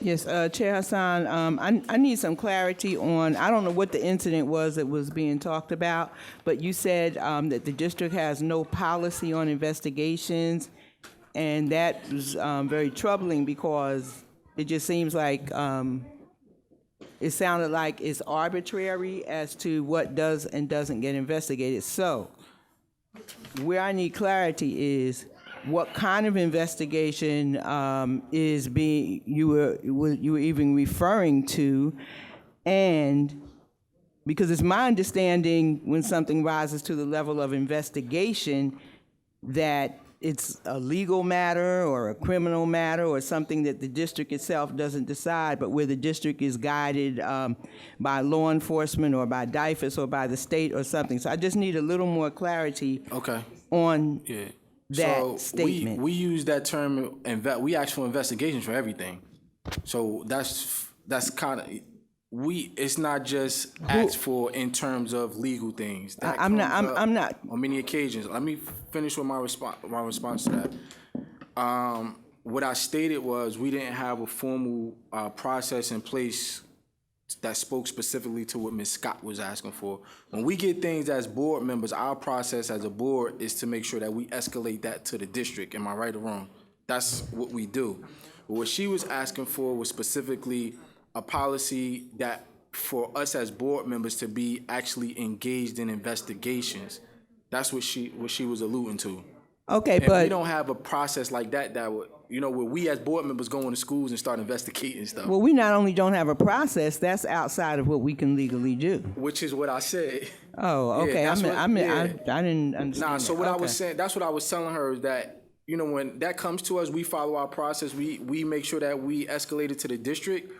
And as far as any recommendation that she had as a better way to do that, we were open to it. But we have to be mindful as board members that we're not in a position where we're doing what you said, the thing that we can't do, which is going into schools and getting involved in the day-to-day operations of school. That's what I was stating. Okay, no, that's fine. But if you listen back to what you said, it sounded like you were saying that the district didn't have any policy on investigations. Yeah, I did say that initially, and then I went back and I clarified and made those points that we just discussed. Yes, Mr. Jackson? I know we talked about our resolution earlier with Park, and a few speakers mentioned it, and that's the alternative. I'm sure that this is going to come back through our committee program and instruction. And just to note for the record, because we are, time is of the essence at this point. Do we have currently an idea or a plan in place for the educational alternative for families who choose to opt out of Park at this point? So as far as I know, to my knowledge, no, we don't have one of those in place. And to be honest with you, even in looking at the resolutions that were drafted by other school districts, none of those resolutions outline exactly what that means. So I think, and also with us pushing for that, what is it that what exactly are we saying? Because when you say alternative educational setting, that can mean one thing to us as a board and what our expectations are, meaning that we want an instructor in front of the children, or that can mean to the district that we don't put the children in the room where other kids are taking tests, but we put them in another space and get them books to read. So, that right there has to be clearly outlined in terms of what our expectations are for that. And to be honest, I haven't seen that from those other areas, and I was hoping to get that from our committee tonight. Right. So in other words, the district along with the help of the Program and Instruction Committee, parents, students, and educators, of course, respectfully, can choose what the alternative is going to be. Yeah, now that has to be obviously the district's position and district's will to do that. But I think, you guys have more discussion about this in your committee, and you guys would know more in terms of what the district's reservation was. The last communication that I had was that the district didn't want to put their, we're providing an alternative educational setting and not be able to deliver on that. Was that, am I wrong on that, Dr. Perkins? That's correct. That we've asked each, as Ms. Mattias has shared, and you yourself, Mr. Jackson, shared in our proposed document that we shared at Program Instruction, we want to treat all students with dignity and respect. We want to make sure that all principals have specific plans to deal with all contingencies, not just students and their families deciding not to participate. And that that's being done right now by each principal. We don't have the wherewithal to say across all districts that all buildings will be able to provide completely alternative educational settings. But of course, every principal will have to have a plan, as they always do with all testing, to work with students who choose not to participate based on their family's wishes. Okay. Yeah, so I think the difference here is that what usually happens is that the alternative setting that a student might be placed in is one of a punitive nature, and I think that what's specifically being asked in the specific language is that it be an educational setting. And that's the difference. And I think that is the simple, single thing that people are asking for that for some reason the district doesn't seem willing to comply with. So that's different. We're sorry, with your permission. No, go ahead. You can answer. I don't know. If we haven't been clear, I just do want to be clear now that we are completely in agreement that students should be punished or put in a punitive environment. Should be punished? Should not be punished or should not be put in a punitive environment.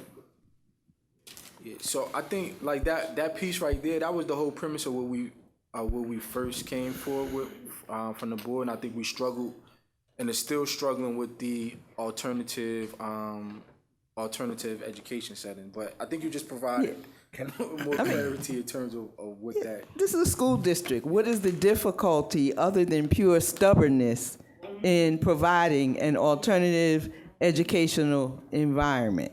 And that could perhaps be defined by the principal, but I think what's being asked for is clear and should be doable by any educational institution. So if that's the case, then I think, like what you just said right there, I think that was a perfect piece that should have been added to the resolution, that we as a board are requesting that an alternative educational setting be provided.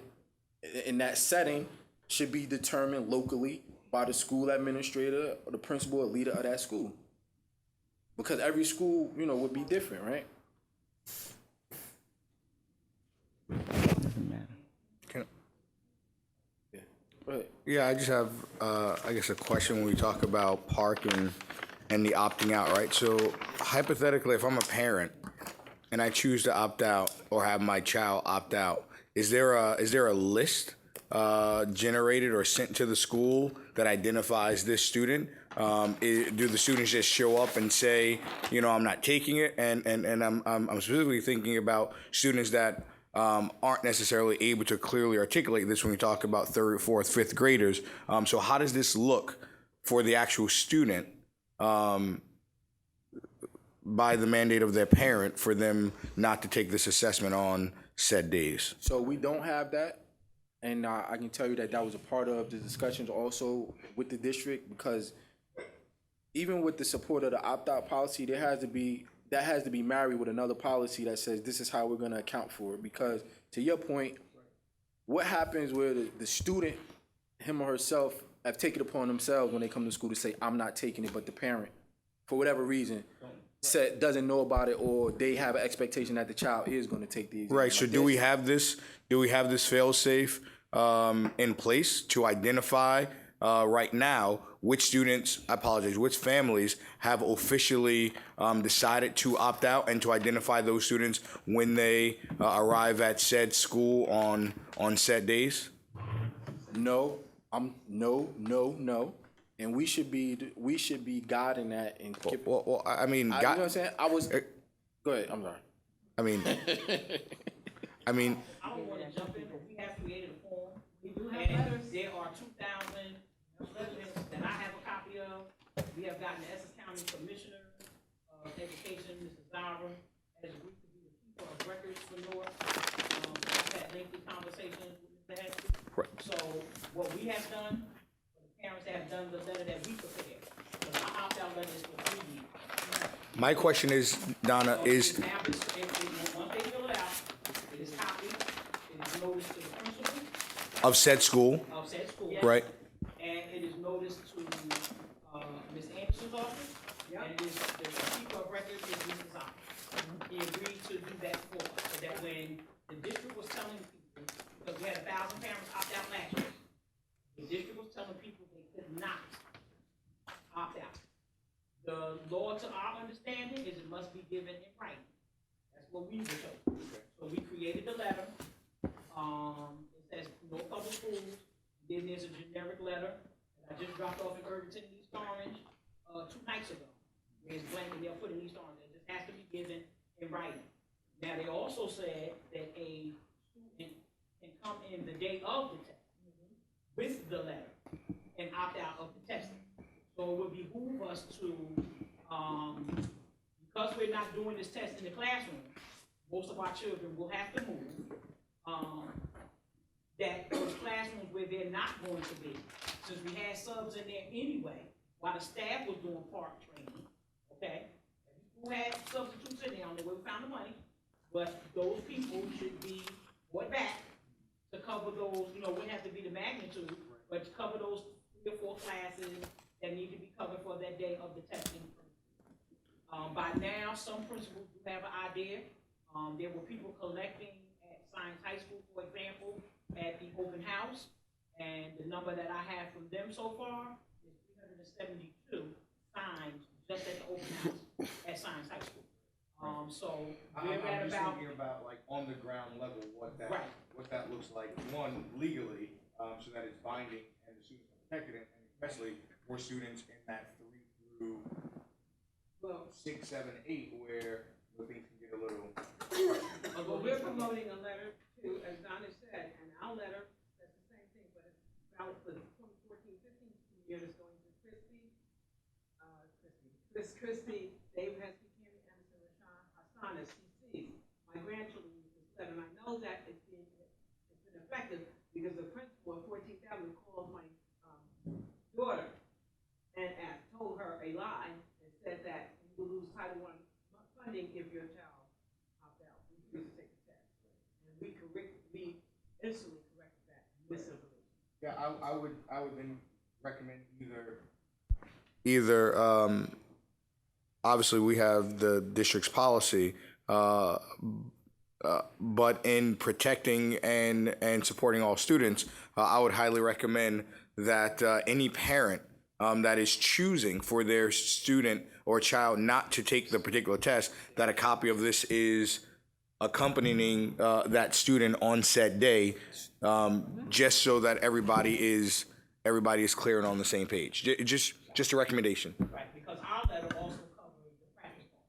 So the children, the parents that did our letter back November, December, their kids haven't been participating in the practice part, because we understand that when we say no to the assessment, when we say no to part, because we also administer AMAP. And the last thing to that is that there was no notification sent home to parents. And this is. Any testing that has happened this year, not the practice. Kids will practice in part the second week of school. Yeah. There was nothing sent home to any parent from any school in North Public Schools to let them know that their children were doing that. So that's a problem that we've already administered 3 different high-stake tests in this school district already this year. That kids are practicing on part every day, which also makes peers an additional hours, and that the parents of North have not been notified. Right. Like I went to Spencer's last Thursday. The parents they didn't think they was gonna leave, but the parents were angry that why did you wait 2 weeks before this test to bring us in here and give us an overview? Right. And what they did was just an overview. Right. Some of them had already taken them because we work close Right. together. Now there's a little back and forth, because we got a little issue with PTA, but that's neither here nor there. Most parents who understand have gone online to see the test. We printed down the kindergarten assessment and gave it to parents. Once they saw that, they were like, my kid is not taking that. Then once parents are now beginning to understand, parents are beginning to understand the data that they're collecting on their children, with the article that we have for the parent in North Carolina, being charged $15,000 to get a copy of his son's record.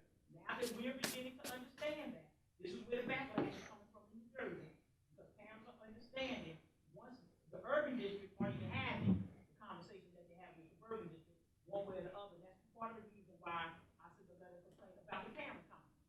Because at the North Parent Conference, there should be people on both sides of everything, Title I, whatever it is, giving parents accurate information, not what this district thinks, not what the district wants. And that should have been really our rollout for part at the citywide parent conference. And again, we missed the opportunity where there were hundreds of parents there because they come for whatever reason, for the community resource person. And again, we failed to give that information so that parents could make an educated decision. Now it's being rushed, unfortunately.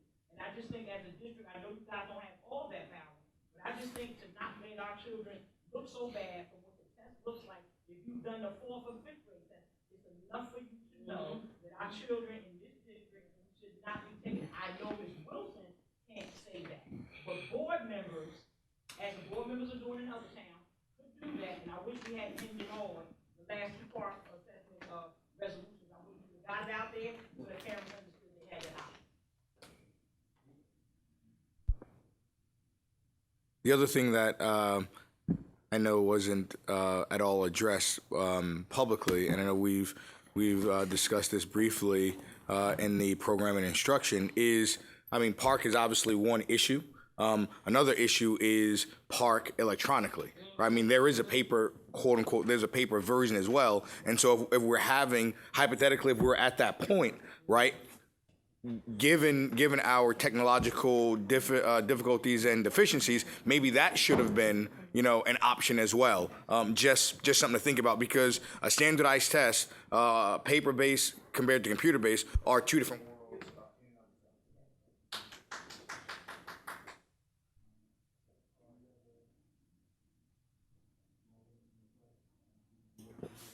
Motion.